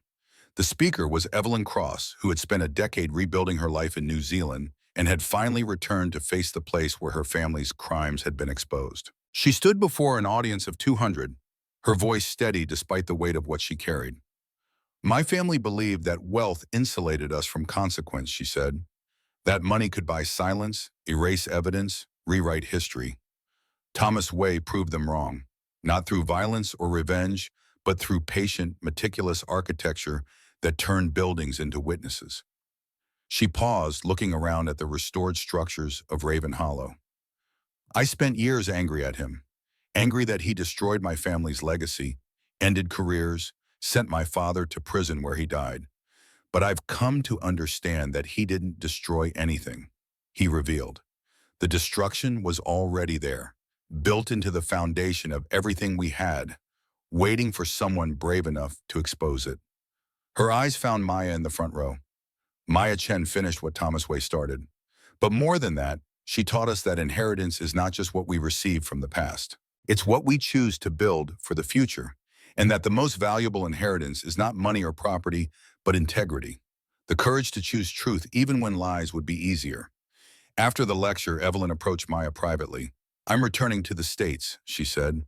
There's a position at the foundation, if you'll have me, investigating corporate structures, looking for other hidden evidence. I can't undo what my family did, but I can help prevent others from doing the same. Maya extended her hand. Welcome home, Evelyn. That night, the three women sat on the perch of the final design, Maya, Iris, and Evelyn. 3 generations bound by Thomas Way's legacy, by buildings that spoke truths and demanded justice. Do you ever regret it? Evelyn asked Maya, activating the protocol. You could have taken Marcus's money, disappeared, lived comfortably. Every day, Maya admitted, and also never. Regret is complicated when you're talking about choices that destroy your peace but preserve your integrity. She looked at Iris, now 19 years old and pursuing her doctorate in architectural mathematics. But then I look at what we built from Thomas's foundation. The foundation, the investigations, the changes to mining safety laws, the families who got justice, the students who learned that buildings can be more than structures. And I realized that comfort is overrated, that peace bought with silence is just another form of surrender. Iris added quietly, Thomas understood that. It's why he spent 40 years building his monuments instead of just releasing the evidence and hoping someone would act on it. He knew the evidence alone wouldn't be enough. It needed to be preserved in something permanent, something that couldn't be destroyed or dismissed or forgotten. The buildings are his immortality, Evelyn said, better than children or fame or fortune.